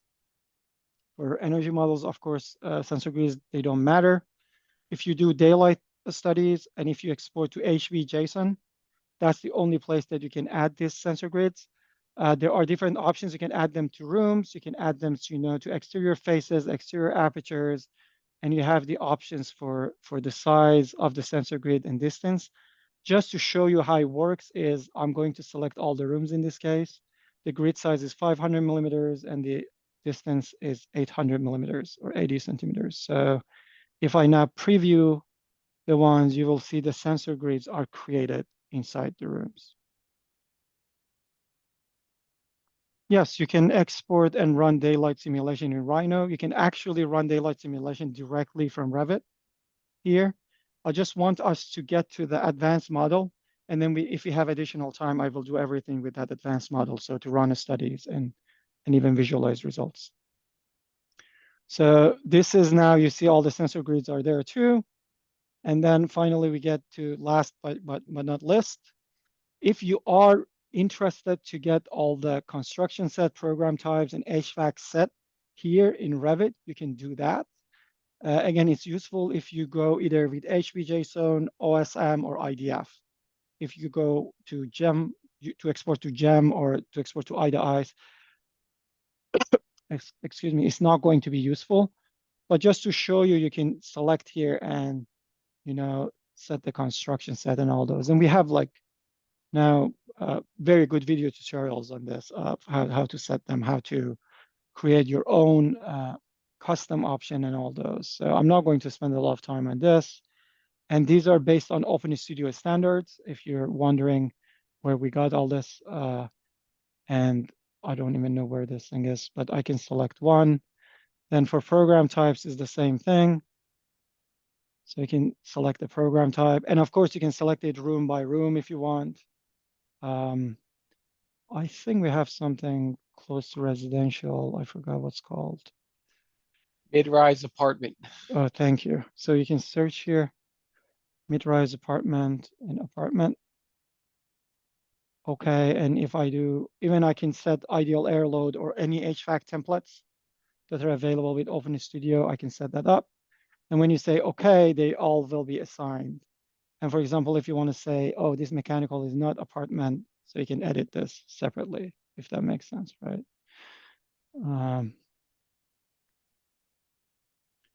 Mid-rise apartment. And which year did I select? 2013? No, 2016. 16. I don't know. Do we have, so the number of things that offers is really small. So I just do corridor, let's say, for this. But again, you can edit all this, program types, whatever you want. And then finally, you can export it here. I do one HVJSON export. So I can open it in Rhino for people to ask about Rhino. And I know a couple of you use ISVE, so I can do another one to ISVE gem too, so we can see that too. Oh, and you see I made a mistake. I exported only one room. This always gets me. This is by design that you can just export part of the models, but sometimes you might forget and only select one room. So you make sure when you want to export, you select everything before exporting it. So it selects the whole model.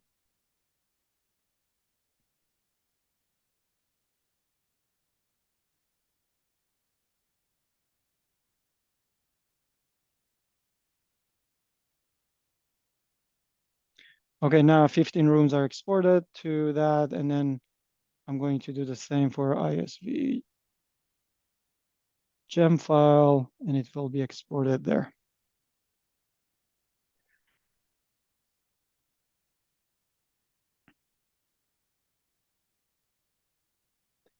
I mean, technically, if you do it on your own after you get the hang of it, and you don't have to, like explain to anyone what you're doing, this model should not even take half an hour at this point. And once we support the second floor to also be extruded, then it should not even take that long because there are two extruded floors. You just set the height, and all the apertures should go in because it's an extruded mode. And you should get a clean model out pretty quickly. Maybe you only need to work on that material filter if you really only want to get the glass, and that will be it. Okay, so for just to check the model, I'm going to ISVE and import it here. Thank you. Import BIM file. Gem. This is the one. And you see the model comes in, right? Every geometry that we had, everything, and the names are here. Oh, one thing that I didn't mention. So by default, it does the name first and the number second. But step one, you can actually change this to have number first and name second, because I've heard people want to sort them based on name. And we had a feature request to put level here, but it never, I didn't know like if it's like a feature request that they will really use, or just like maybe you need it to be there. We can change this. If you want other things to be in display name, we can work on that. Let us know, but that's one option that you have. So that's the model inside ISVE, and I'm going to use the HBJSON format to export it, to import it into Rhino.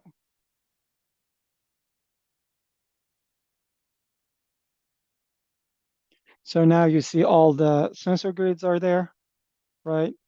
The program, the construction is there, program is there, and this one that had a different program, you can see the program is here. So you can continue basically working on this model that you exported from Revit in Rhino. And that's something for the afternoon Chicago time, based on your times, and I don't know. Any questions? So let's review this and see like if we got what we were supposed to get. So the goal for basic sample project, this is the checklist that I was hoping that I can communicate. One is the concept of Revit phases. I can't tell you how many times people just freaked out. They're just like, oh, there is no room. And it was because they were in the wrong phase. Then understanding the difference between extruded and full volume and which option, when to use it and how to use it. Understanding room bounding elements. I didn't talk about that as much actually. Maybe I'll talk about it more in the advanced model. But we talked about it when we talked about the column. We also talked about the minimum hole area and how you can use that to remove all those columns and small holes in your model. We talked about window and door calculation methods. You can do single panel, bounding box, and multiple panels. And then we talked about alignment routine and like how you can use these alignment lines to align your model without editing the Revit model. So I think we can take a break. It's 11:40 my time here, 10:40 Chicago time. So we can take a 5-minute break up to 11:45.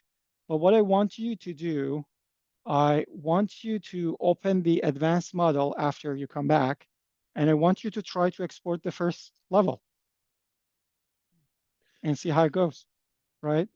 Just this is if you don't know which one is the advanced model. Oh, and one thing to keep in mind, Revit can get confused with memory issues and all those.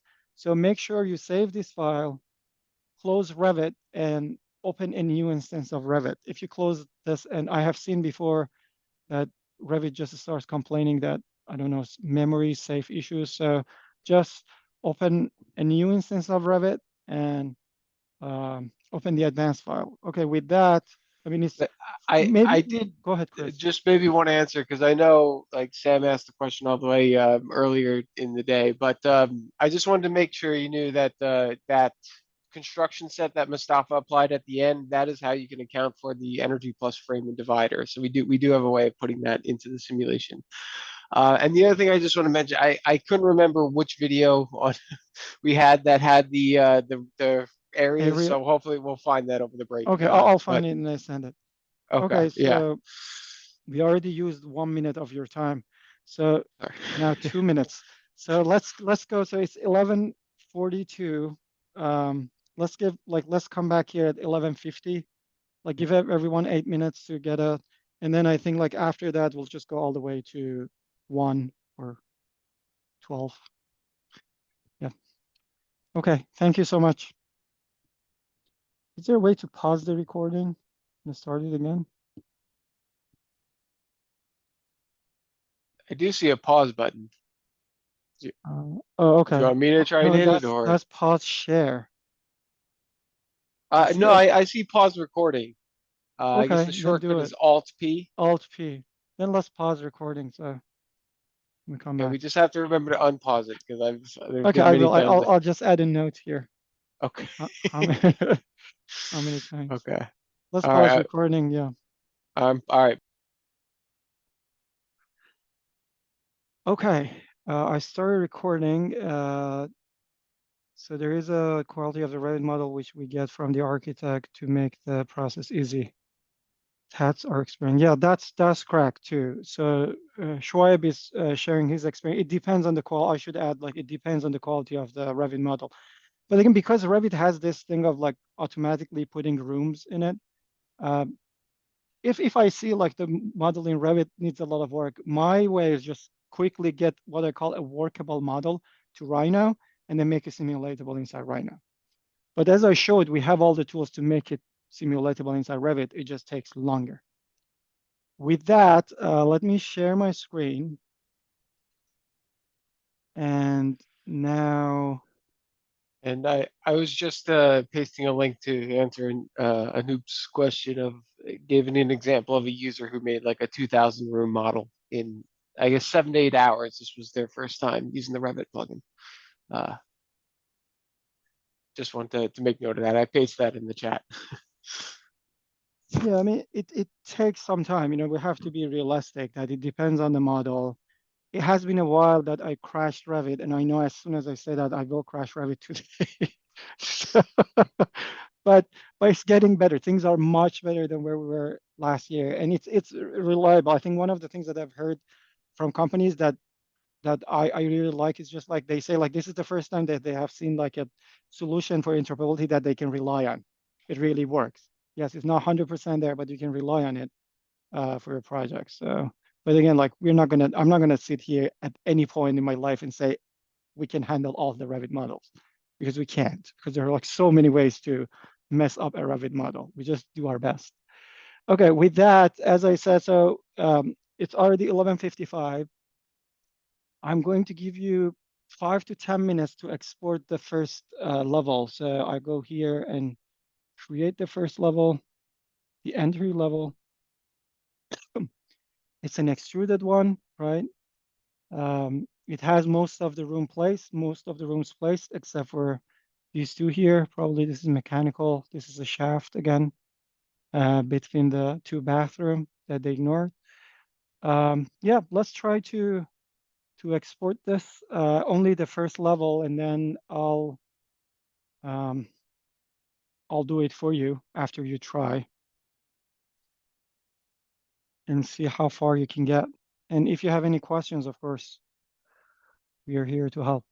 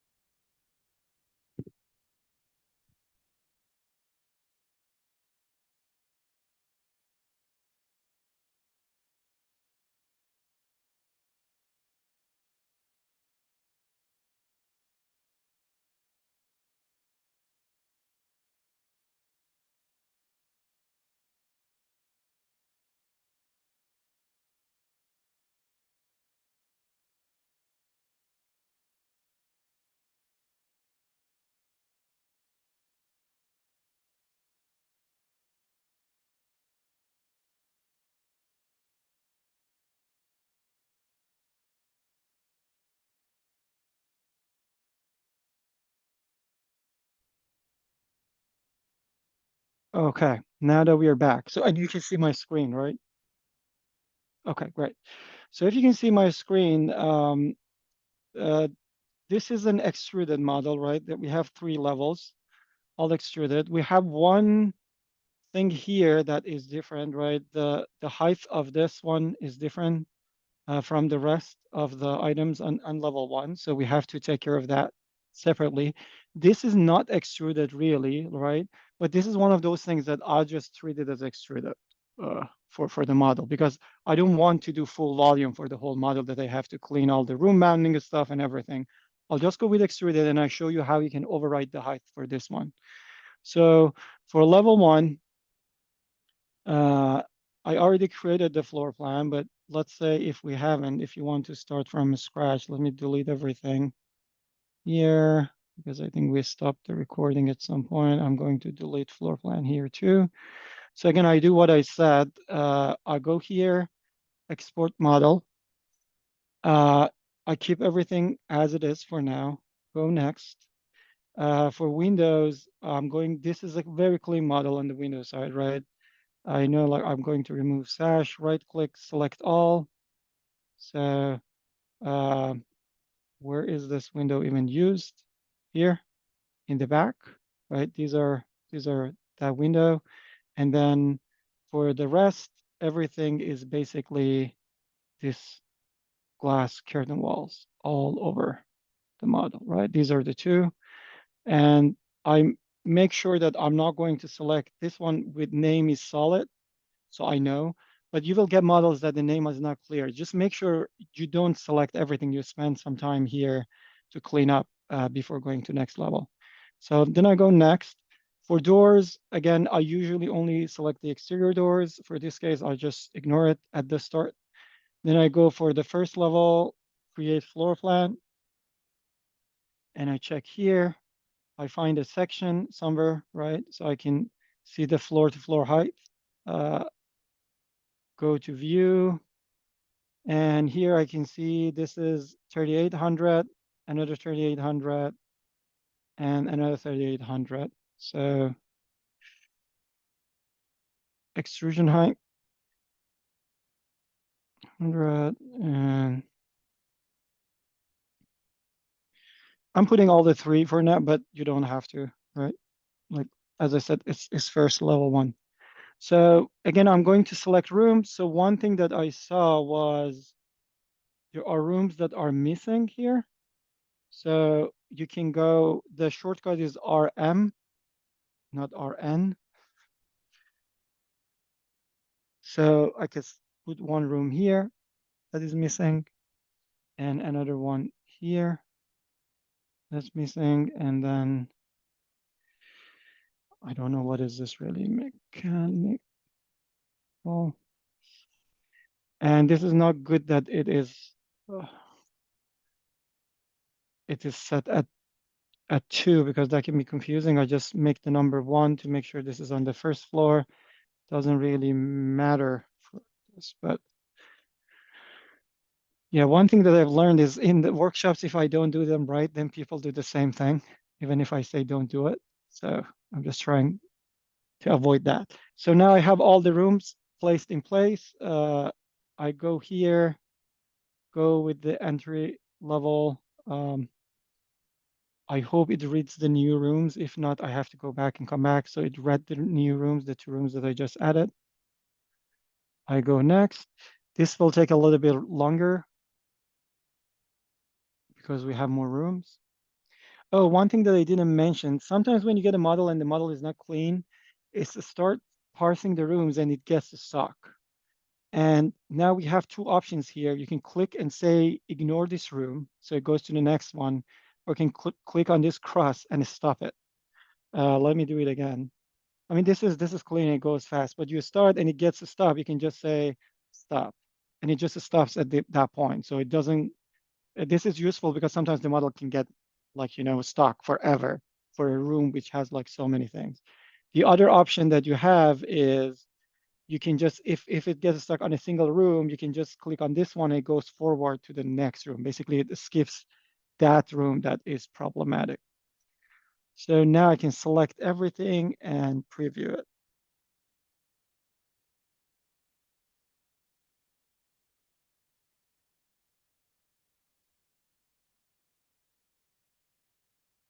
Again, as you see, the first time takes a little bit longer to do the preview. It gets faster as we go. Okay. So now I can see the model is exported. The apertures are fine, right? All those curtain walls are fine. The window in the back was fine. We have 2 issues at the minimum. One is we have this, columns all over the place. The other one is we have this space, which because we did extrude it, it's the same height at everything else. But we know in the model it's really taller. So for removing the columns, we can do, and I think the right way, the better way of doing it in this case is to come here and select all of them, select all instances in entire project, and then make sure they're not room bounding, right? That's the better way, quick way of doing that. I can do that and everything will be fixed. But I want to show you another option that we have in the Revit plugin, and I'm not going to do that this time. So what I'm going to do, I'm going to use the whole thing that we discussed before. So I'm going to go to step 1 and put the minimum hole area of 1 square meter. And then I come back.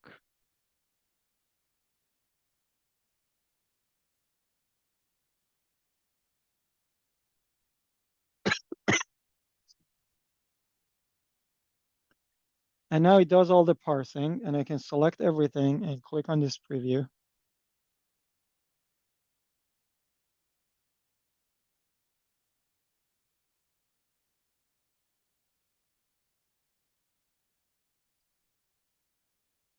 Yeah, and this part is one of the least favorite part of the plugin right now, that this preview should be faster. But yeah, we can work on that. Oh, and there is one room here that's missing that I didn't see. Okay, I can set that in. But now you see that most of the columns are out, but you have this one and this one that are not out. And why they're not out? Because they're not in the middle, right? They're close enough to the edge that Revit basically puts it, so it's not a full hole, right? It's just on the edge. So it can't be removed using that routine. Again, like the easy way of doing that is to go and just make them not room bounding. But let's say we can't do that because it's in a linked model or any other reason. So the other thing that you can do is, and let me remove this ceiling so we can see it in plan. So it's instruction 108. So I can sort this rooms based on number or name, and then select it here, right click and select. So it basically helps me to find them quickly uh, in Revit. Again, what I did, I found the name. You can sort them by name or by number. And then when you find them, you can right click and do select, and select helps you to find it in the view if you have an open view. So this is what's happening. It's really close, right? And both of these objects are room bounding. So how can I see what are all the room bounding objects in my model? There is a button here, show bounding. You can click on this.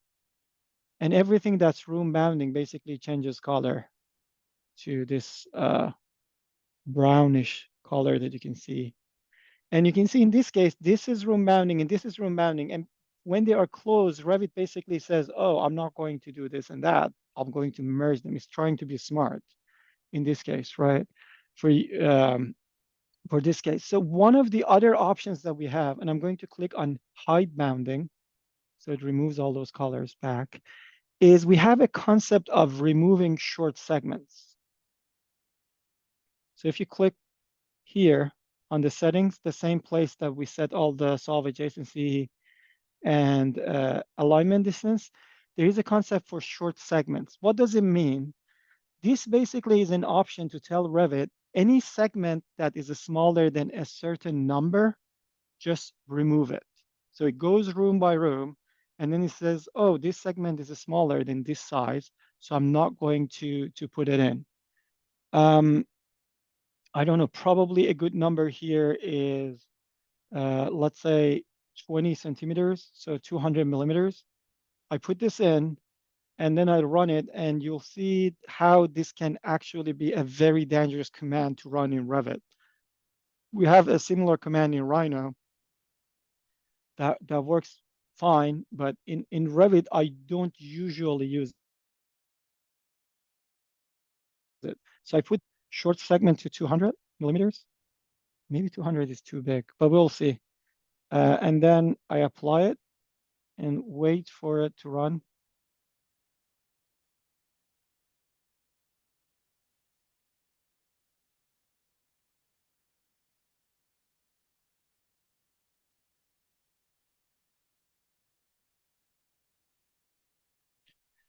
So now you see that those are removed, right? Because the plugin went in and got here and was just like, oh, what is the length of this segment?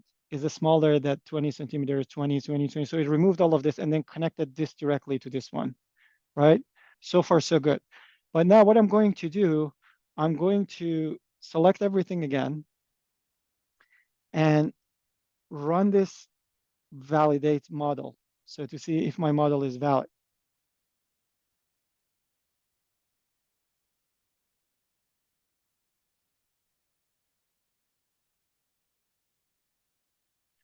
And you'll see it's finding two rooms are colliding.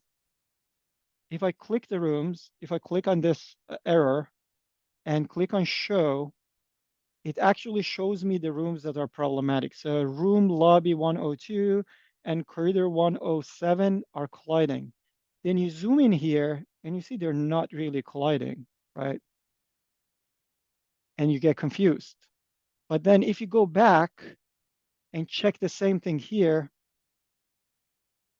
you see why they are colliding. The reason they are colliding is because I set this short segment distance and it removed that short segment there, and then it connected these two lines, and now rooms that were perfectly fine started to collide. I mean, this is not necessarily a big issue, and you can fix it, and we have routines for you to see them. But that's something that I want you to know. This is a feature that's available, but you have to use it carefully. So now that I showed you all of this, I'm going to do the thing that is, I think is the right thing to do for this model. I'm going to go here, select this, right click, select all instances in entire project, and I'm going to make them not to be room mounting. So my plan was really not to do this. My plan was to fix this by drawing an alignment line here. So what I could have done was I could have actually drawn an alignment line here. So after it removed all those short segments, it would align all of them to that line. So that would have been removed. But because we only have 45 minutes left, I decided not to do that. So I can just move forward quicker. So now if I go here and rerun this, and again, because I made a change in Revit, remember I click on this box thing.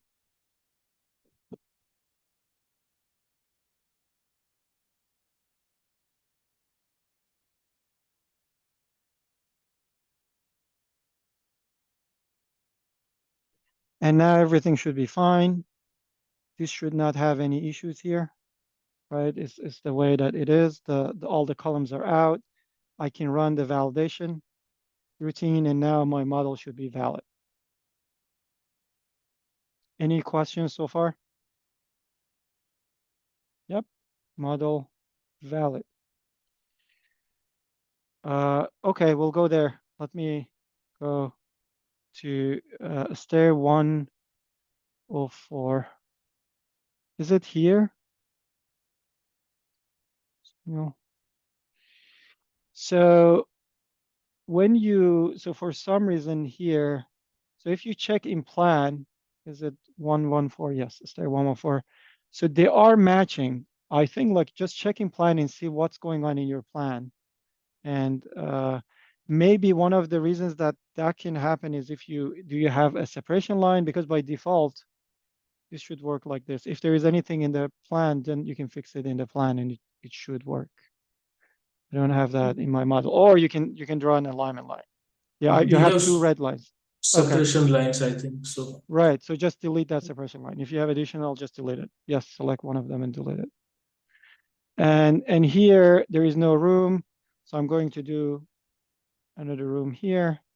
And because of time, I'm not going to rename and everything, but please do rename all those stuff on your end. So that's first level.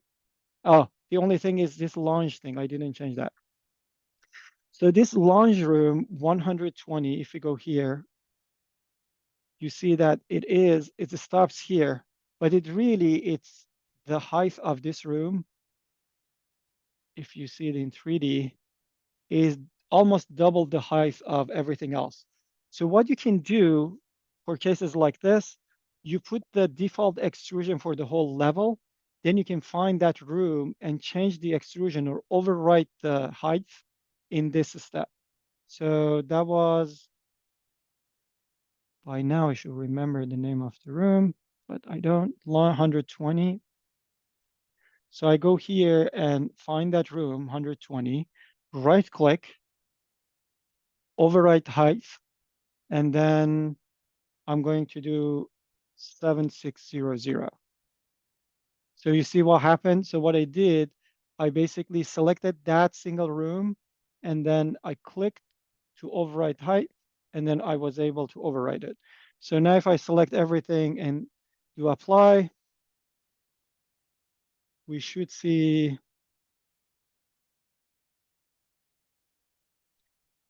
that we're going to get a clean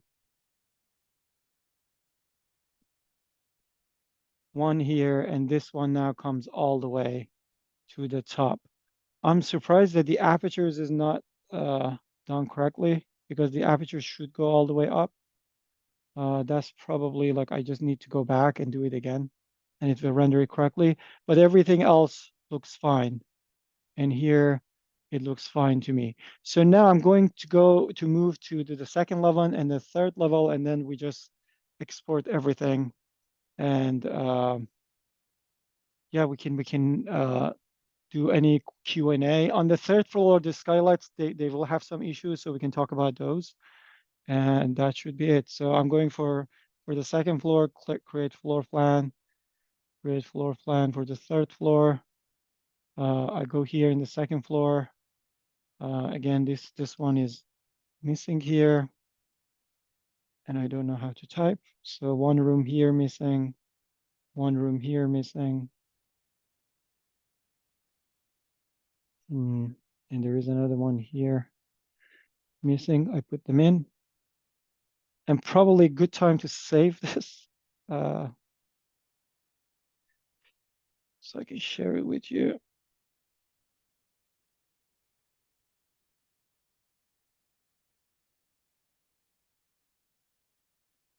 There's another one here that's missing. And now I can go to level 3. And here they missed all this corridor. I don't know why. But in level 3, I don't know if this is my sample model. It's really missing. So I'm just putting all the missing rooms. That's fine too. And now that I have all the rooms and all the aperture, I'm going to go here, select all 3 levels, go next. Go next, let the Revit plugin. Revit plugin stopped doing anything. Maybe because I made changes in the document, or maybe because I saved it. I have seen this that when I save something or I make an edit in the Revit, sometimes this export model basically goes out of sync. So I have to open it again. To here, get my glazing, ignore doors for now. All the numbers are there. Select all the rooms. And now it's going to parse everything. So one of the new features that we added also that you might be interested before. So sometimes you do something and the preview fails or you don't see anything and you don't know what's going on. Before you had to check the log files and it was hard, so you should know where the log file is. Now we added this small thing here. You can click on this and it will open the log file for you. Mine is somewhere on this screen. So you can see all the logs and you can see how long does it take to export all of this. And again, if we use any commands for solving adjacency, everything, we also add them to logs. Again, like this is our Ladybug Tools mentality that we want you to see what we go through. If you want to automate it, if you want to see it somewhere else. So you can see all the commands also in the logs for people who are interested to learn more than just the user interface.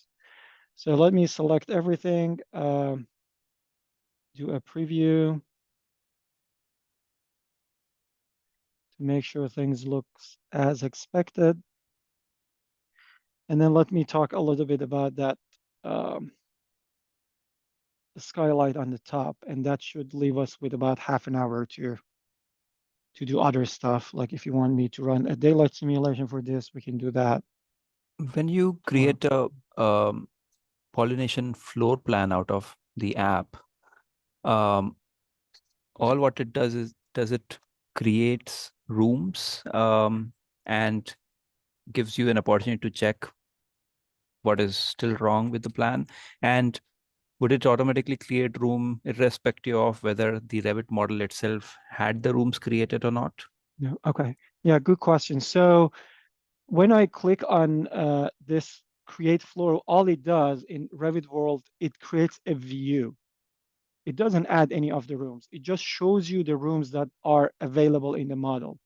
So the reason it's useful because Revit has this visibility graphic concept, and excuse me, when it creates this view, it uses this view template, And inside this view template, we make sure certain things are visible. For example, you can see the rooms, or you can see, excuse me, all the separation lines. Because if you use the normal views that people create, normal floor plans, for example, this one, you see the rooms are not necessarily visible. And the separation lines are usually hidden, so you don't see them. So that's a view that helps you quickly basically do a quality check. It doesn't automatically put the rooms in. And the reason we don't do that, because Revit already has a feature for that. So if you have you have something and it misses the rooms, there is when I click on the room, I think it shows up this one. It says place rooms automatically. So it's basically place rooms automatically for you. So that gives you a good starting point. You can just use the Revit built-in functionality.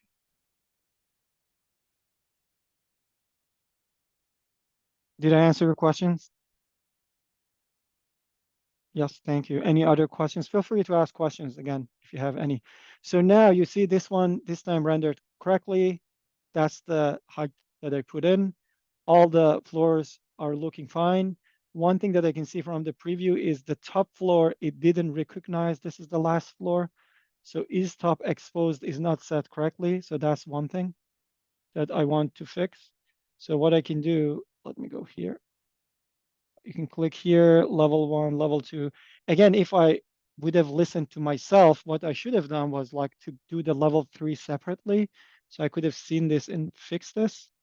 But for the sake of time, I didn't do that. So now I can select everything in level 3. And actually, you can do it also from here. And then I can select is top exposed to make sure all of them will be set to roof. So that's one thing. The other thing is, let me apply this to see the change. And I'm only selecting level 3. So it should only render that third level for me or preview that. One thing that you can see here is these skylights, they don't look right, right? They're just like the rendering doesn't look right. And then we can zoom in and see what's going on. So now you see everything else now shows up as roof. So this thing worked, is top exposed. But if I zoom in, you will see that these windows are on top of each other, right? So what's happening really is if I go to 3D and go and see this, one is they're not on top, they are full volume. But because I'm not exporting them as full volume, they get projected. But the other thing that you will see if you go to top view and check is really how these things are modeled. So if I select all these elements and hide them, so let me hide in view. Oh, sorry, I wanted to hide category. Hide in view category. You will see the glasses are actually modeled on top of each other. So the way they have modeled it, the pieces of glass, they're touching each other. So this is one of those things that I personally would not edit in Revit. But if you know Revit, this is apparently not that hard to edit. Like Conrad basically edits this in Revit. So these are the things, if you're on the engineering side, just communicate this. Or if you're on the Rhino side or energy simulation side, just communicate this with the modelers. And from my understanding is this is something that they can fix if they want to. But for them, it wasn't that important, but it will cause us issues like this when you have it in energy model. So how do I fix this? I'll just keep it like this. I'll go in Rhino, and in Rhino, there is a single command that you can run, and it just simplifies this. And I can show you that. So now that we have everything set, the floor is also set. I'm going to select all of this. I press Control A. I go next.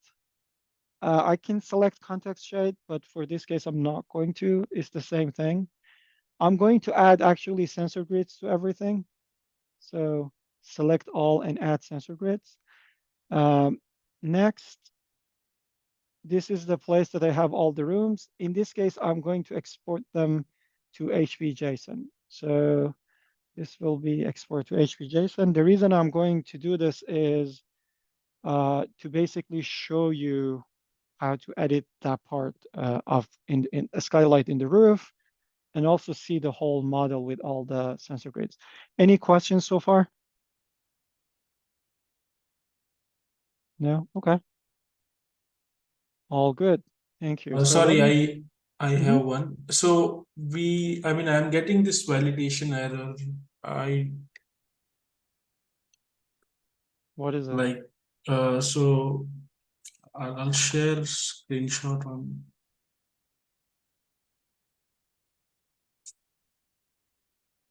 I'll just share that screenshot. So found overlapping subfaces. This is because of those things. Like, yes, that you should get that. I didn't deal with it because they are overlapping here. You see all these windows on top of the, so let me just, Okay. right? It's the right thing. Basically the plugin is doing its job. It is telling, and you can click on that show thing. You see the show button here. If you select them and click on show here, it will show you, it should show you that face that has a problem. So what's really happening, and that's the validation error here. If I select this room in Rhino, so let me first do, I'm hiding the sensor grids, but if I select this and I do PO validate model and selection only, you will see this is the overlapping faces error that you were getting. So if I select this and click on show, you will see it goes here and it says these are overlapping, and they are really overlapping. The reason they are overlapping because this is how they are modeled in Revit, right? So how do you fix this? When you come in Rhino, we have a command. So to just make it easier, if you're not familiar with Rhino, I'm going to isolate this so we have only one room in 3D. So there is a command called PO rebuild apertures doors, and it has different options. I'm going to say merge coplanars. So anything that are coplanar and are touching there will be merged, and then make them a rectangle. So basically clean them up. So now I can select this, watch this, I select them, cleaned up. I can select these two all together, cleaned up. That's the reason I was like, this is the part I'm showing you to say, like, have a sense of what do you need to edit in Revit and what would you want to Revit in Rhino. Of course, you can come here and edit those geometries in Rhino. You know, that's part of the afternoon workshop. But from energy modeling perspective, so okay, if it was daylighting, then it would be more important. I would even try to make it in 3D, right? But for energy modeling, this is just good enough, if you ask me. So don't spend a lot of time trying to get the Revit model perfect when you can do something like this. Yeah, I think that is the last item that I had on my list. And then let me go here and see if we touched base. So the checklist that I wanted you to learn is one was short segments. So we talked about short segments, how you can use that as an option to remove the short segments and why you should be careful when you apply to the whole level. A skylight challenges in this particular model, how what people model for architectural representation may not exactly match what we need for an analytical model, and why it makes sense to communicate them in cases. And the third thing I hope you learn is just you can do it now by yourself after this workshop. Like you basically did the first level, the second level is the same, the third level is the same. Most of the models that you see now, I hope at the end, now you're comfortable enough to go and start exporting it by what you learned during this workshop. So next steps for the Revit plugin itself is one, we will refactor this export model workflow. The UI is not great. I know that there are like things are in a places that are hidden, you don't see them. The performance of the UI is not great too. So the question for large models, one of the things that you will see if you have so many rooms, the UI just gets slow for no good reason. That's something that we have to fix. Then, as I mentioned, we are going to support a slanted roof in extruded mode. That means if you have a building and it has like all the walls are vertical, so you can still use the extruded mode. So it's faster. It doesn't need that much cleanup. You don't have to edit all the roof, the stuff that makes everything easier, and you can use all the alignment commands, which is great. Then we didn't talk about it. Well, we don't have the radiance properties exposed in the UI right now. So we have to export that, expose those. The goal is you should be able to run all the daylighting studies from inside Revit and visualize them. You should not necessarily need to go to Rhino or any other software. We are very, very close. We have everything. You can get the geometry clean.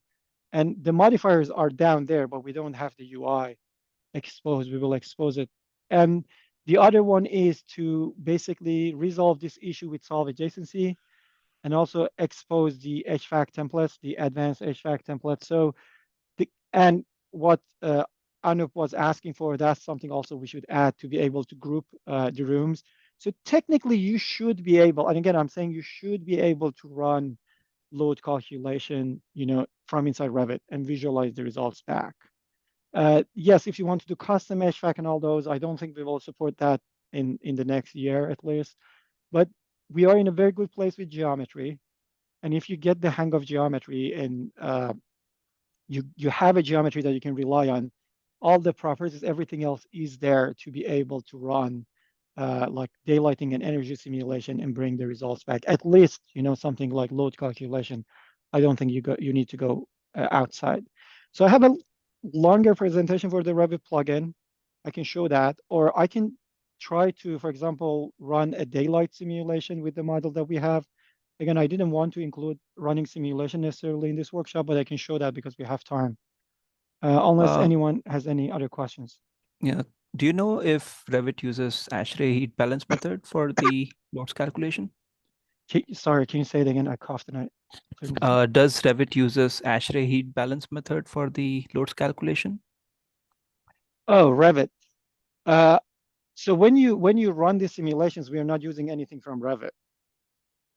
We are using our own recipes or pollination recipes, which uses Energy Plus and Open Studio under the hood, and you can set all those as you want. So we're not using, when I said like you can run simulation, I didn't mean like using the Revit based energy simulation methods. And sorry, I said it in a way of like I'm freaking out because the reason for that is because of, I have a slide for this. I know people are very, skeptical about anything in Revit that like if they can rely on. We have rewritten everything. We only use Revit as a source of geometry to give us the information. We are not using any of built-in Revit routines for extracting geometry, and we're not, at least for now, we don't rely on any built-in Revit features for running any simulation. Is it possible to set up the fenestration with component detailed opening for airflow network? Do you want me to answer this Yes, one, go for Mustafa? So yeah, so we have simulation pathways for using the airflow network. We haven't really exposed them in either in the UI, the Revit plugin yet, or the Rhino plugin. I mean, maybe the one thing that would make this easier, if you know the Ladybug Tools Grasshopper plugin, there's a single component you could use to set up the whole airflow network that will basically turn any of the operable windows into detailed openings. So that would be the way I'd recommend. If you do know our Grasshopper plugin, that's the fastest way to you can bring in the HPJSON model that you've exported from the Revit plugin and just pass it through that one airflow network component. And then from that point onward, it'll have the airflow network set up with detailed openings. So yeah, that's our answer for now. We in the future, hopefully, maybe we'll expose that on the Revit and Rhino plugin UIs. But because the airflow network is so advanced, Right. it's And yeah. these are good things like Samuel, like you should post this on the forum as a feature request. So we can keep track of this and then see how many other people are interested to add this. So tell you what, let me set up a simulation now that we have time. And while that's running, I go through these slides because I think many of your questions might be answered already in these slides, which does an overview of the Revit plugin. And then we can take more. Okay, thank you. So let me go here. One thing that I didn't show, so far we only clicked on this, let me put it this way, clicked on this export model, right? to do everything. We use this stuff too, but there is a button here for pollination panel. And pollination panel is basically gives you access to pollination web interface through inside Revit, right?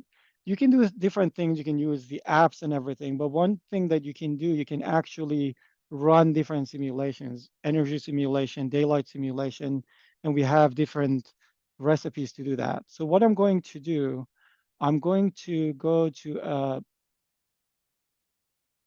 workshops project, which is the project that we used for workshops. And under the demo project, I'm going to set up a run, and I think we have annual daylight here because we don't have any of the program types or anything assigned. So energy simulation doesn't make much sense, but I'm going to run an annual daylight simulation, and I can show you like the result visualization inside Revit 2. So let's call this, Revit Advanced Project, I already have it, Revit Advanced Project. And what I'm going to do is when I load this from inside Revit, it understands it's inside Revit. It gives me an option to get the model. So when I click on get model, it basically goes back to the same user interface that we went through, right? So by now you should know how this works, similar steps. And again, one of the things that I think we should improve is not to do this parsing every time. So you have the option to use, once you parse it and clean it up, you say, okay, cache this and reuse this unless I make a change to the Revit model. Unfortunately, Revit hasn't been built to be used like that. So it doesn't give you good events of like what exactly changed, right? So you can't keep track of saying, oh, this is the only thing that changed, so let's update that. And that's why we do not have them like right now, because it's challenging. You kind of like have to rewrite those functionalities for Revit to work. So what's happening now when I'm here, before we had export, now instead of export, there is an option here to link it. So I can click on link. And I usually visualize that sensor grids to make sure it's created correctly, but this time I'll just set it is created correctly, hopefully. And then it needs a weather file. Again, there is a weather file here already for London. I can click on local and upload a weather file locally if I want. There are other optional inputs here. So you can set the number of CPUs, grid filter, add all the other metrics if you want. You can even change the radiance parameters so you have full control on that. I'll just leave them to default for now.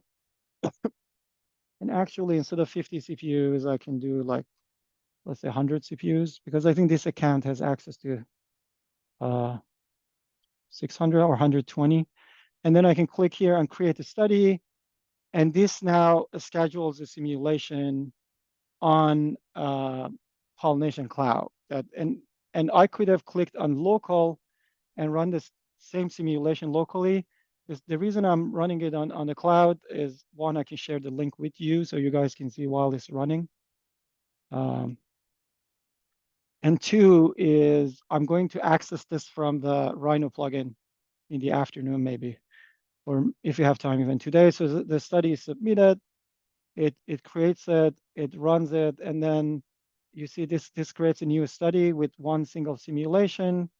And this is already on the web. So let me go to this specific run, and I have all the inputs. So it gives all the inputs to you, so you can see what is the weather file that has been used, or you can check the model after it loads.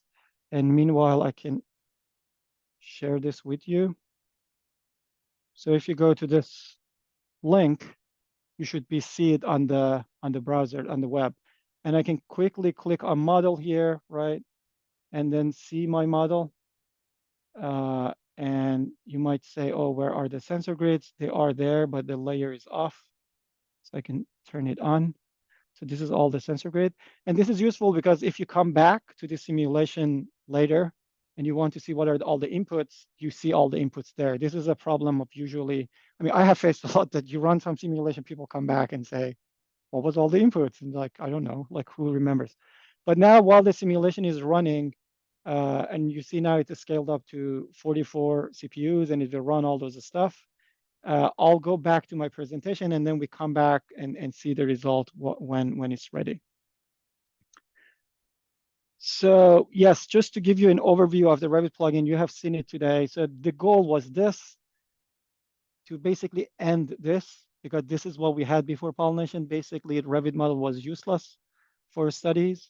And I have a history of trying to solve this with Autodesk, or like forcing Autodesk to fix this. Didn't work, so we had to fix it ourselves. As I said, this is not perfect. Like it doesn't do everything automatically, but it gets you very close to where it needs to be. Other people had good experience. If you don't believe me, believe other people. Like it's just, I know, like when you start, and I hope this workshop got you through that thing of like when you start, you don't know all the concepts, and you should be able to get clean models. Today, actually, we did this together. So I hope you believe me. And we right now we just did HVJSON and Rhino, and like I use that to run the simulation. But we support all these different platforms that you can export to. And the goal is that really you just reuse this model that you have. As I said, we do not use the Revit built-in analytical model for anything. And the reason is because the built-in one just doesn't work. We didn't want people to be frustrated. So we just rewrote everything. And again, like I'm always very skeptical to say like it's perfect, because it's not, but it works. It gets you really close. Do you need, I mean, to this to ISVE, because I copy pasted this slide, but do you need to redraw the model? I hope you saw that you do not need to redraw the model. It's not perfect, right? But it helps you with all the features. I call it like a no magic solution that does the magic to get you very close. At like Levin is saying here, it still saves you a lot of time. And that's the goal. We have to get comfortable with this, that the models that we get are not going to be perfect. But if we use the plugin correctly, it still saves us a lot of time. And then most common issues we just saw, there are rooms not placed, this misalignments, and sometimes there are complex curtain walls or windows. You know these features are ready, so I'm not going to spend time. You can do partial model export. You can mix different methods of extruded and full volume if you want. You can use alignment lines. You can use the minimum hole to fix the model without really fixing the Revit model. So this is what the full volume of a hospital is. And this is how you can use the extruded version, right, to fix it. Or even this one is when you can draw an area to basically merge everything into a single room. Can I export curved wall? This is something that we didn't cover during the workshop, but you can do. And there was a setting for the length of the arc. So you can basically say, what is the arc subdivision, right? By default is 2 feet. You can change that. So this is 2 of them. You know, the smaller you go, of course, the more accurate it will be. But still, it has to split and make the windows smaller. So if you want it to be perfect, then you can draw an area and just basically connect the center of these curtain walls to each other, and then it gives you exactly that if you want to do that. We don't have any limitation for number of the rooms, and any platform that we export to doesn't have a limitation. So this is 250 rooms going to eQuest, the same thing going to Rhino, going to ISVE, and this is an example with like 2,000 rooms that someone exported from Revit.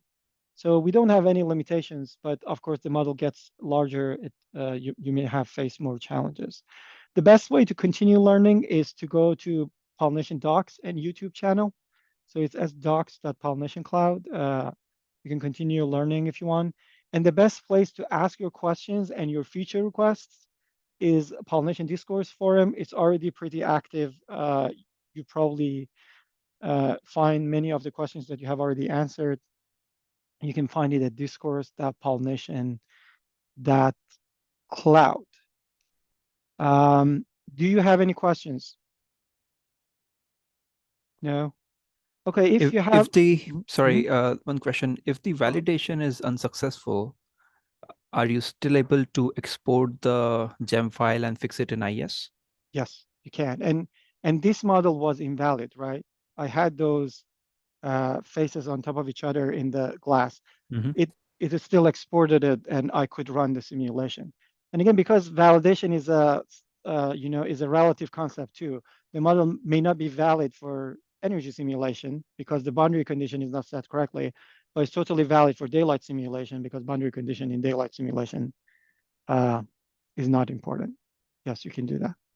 Okay, But maybe Chris. we should just clarify that, like, the general pack that we have is if you've gotten your model to be valid, it should export to all the BEM engines without any errors coming into that. And yeah, and you should never, yeah, you shouldn't experience any errors or any warnings in that case.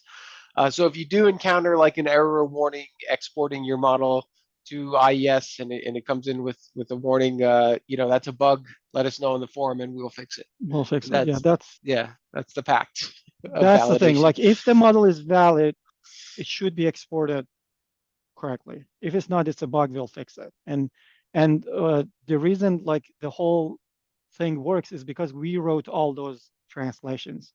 We didn't wait for IES team to write a translation from HPJSON to their format, right? So we make sure we can, again, provide a solution that you can rely on. We take responsibility of the geometry. If you get a valid model, we make sure translation works. So this is the simulation that I ran. This is the link that I sent you on the web. You can visualize everything on the web. So if I click on visualize, you'll see the result here, right? These rooms, they don't have a window. That's why they're all black. This is useful daylight illuminance. You can change daylight autonomy. I don't know, like useful daylight illuminance upper, all of this. But wouldn't that be nice if I could just do that in Revit? So actually you can, but similar, like everything else in Revit, there are limitations to it. So let me do this as hidden lines. So if you load the same page from the panel in Revit, you see there is an add option for visualization. If I click on add,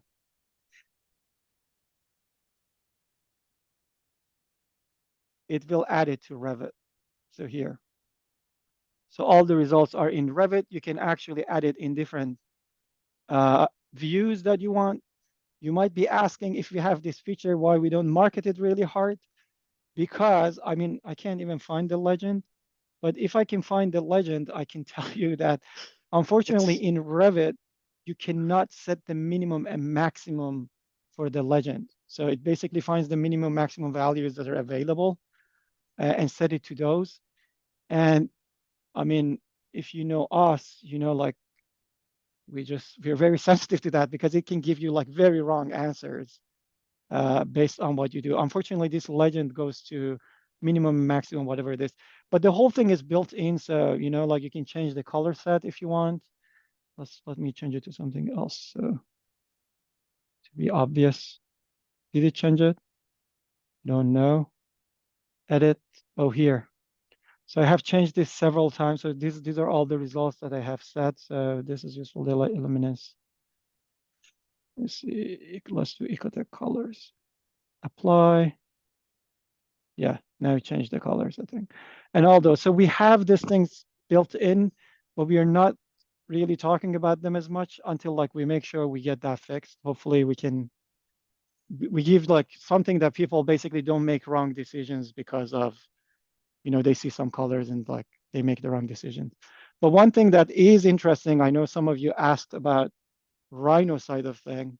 So if you're open to use both Rhino and Revit, something that you can do is interesting is this.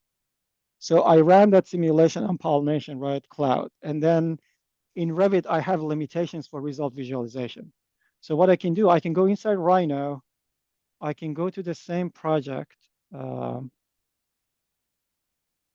a little bit of time. Go to projects, load this workshops thing. I can go to the simulation that I just ran here. And then what I can do, I can both bring the model that I submitted to Rhino. So this model that we submitted for simulation, I can preview it. If I want, I can change this to replace or add. and I click on replace, and now that model that I submitted from Revit, so I showed you how to do it locally with HVJSON. But let's say you use this in the office and someone else runs a simulation and you want to debug it, right?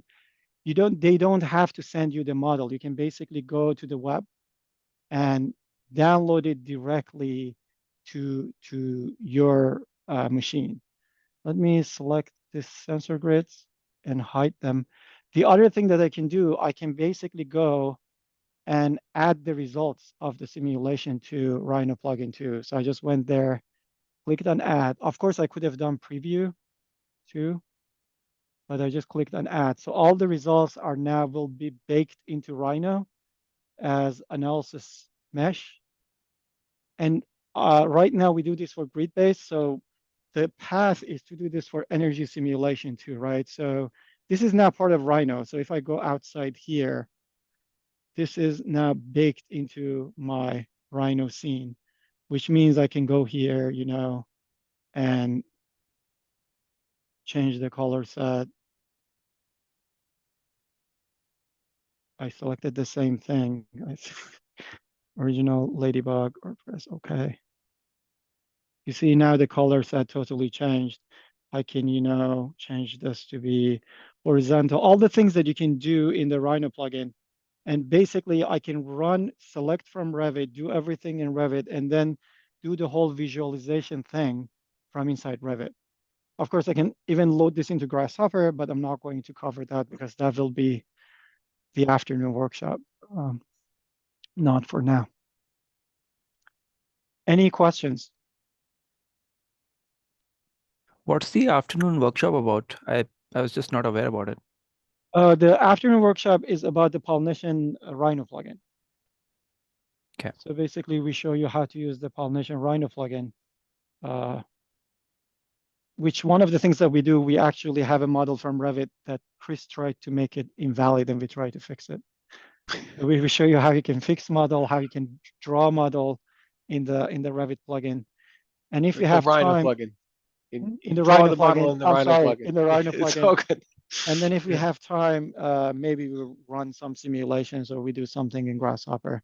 I have a lot of model fixing that to do in Rhino that I want to show to people, because all the routines that we showed in Rhino, you know, like for example, one of the things that I wanted to show, let's say, you see these tiny edges that it shows, these are those issues that we had. Sorry, text that, so I can delete it. So for example, instead of drawing lines, if I want to do the same thing that we did in Revit plugin, that we have to draw those lines, and that's very painful. In Rhino plugin, you can come and say POGen align grids. Then you can select the geometries that you want to align. And then it basically does that for you automatically. You know, it finds where the lines needs to be. You can basically say, you know, what is the percentage of lines that you want to keep? And I'll just keep this, and then I can bake them. I can close this, the lines are already here. Then I can do PO align in plan. And then I can select all the geometry that I want to be aligned. And I have to select these two, right? And then set the threshold and, excuse me, select the alignment line.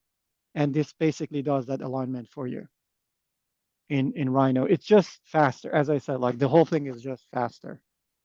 You could do the same thing in Revit, but I find this much more user-friendly than trying to do it in Revit. There is any model that we should download for the next workshop? Yeah, I'll share that. Yes, there is. I'll share a Google Drive for the models for the next workshop. But any questions for this workshop? Any comments, any feature requests? And I should say, like, I thought 3 hours is very short, but I think it was good enough to give you for an online workshop. To give like a sense. I hope you get a good sense of the capabilities and current limitations. And again, like I said it several times, but I say it again, like the plugin is here because people ask for features and share things with us, right? It doesn't mean like it needs to stay here. If there are things you find in your workflows that are useful, share it with us. At this point, again, like we don't add any feature just for adding features. It's all like someone asks something or someone shares a model and we see something can be automated and we just add it to the plugin to make it better. We have a list, of course. I had a slide for that. But if you need something that can help your workflows, make sure that you let us know. So is the current best workflow for running an energy simulation from Revit, basically to export the model that we cleaned up and created here into Rhino and run it using Grasshopper and Honeybee in Rhino? No, you can just, I mean, best is relative, right? Mhm. So if you can, so for this model, if you spend the time to set the program types and everything, you can just run everything from here, like similar to how I ran the model here, right? For daylight thing, you can go here and run an energy simulation. So I won't say that's the best practice, but if the model is, depending on the model, if you can get the model clean, you can just run it here, right? Like I'm going to, right? So I can go here, and then instead of running a daylight factor simulation, I can basically run an, this is now for some reason is very slow. I can run an annual energy use simulation, right? We all should also add, we're just even making it easier. So for example, load calculation, we have an app. It's currently private. But for some of the things that we know it's just like prototypical that people want to do, you can basically go and use the app and run the simulation and visualize the results. So the app is private, but that recipe Is is public. accessible.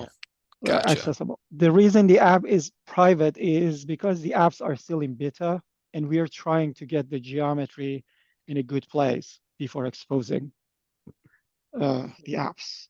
The record will be sent to us. I will ask Iram. I don't know about the recording. I think it should be sent to everyone.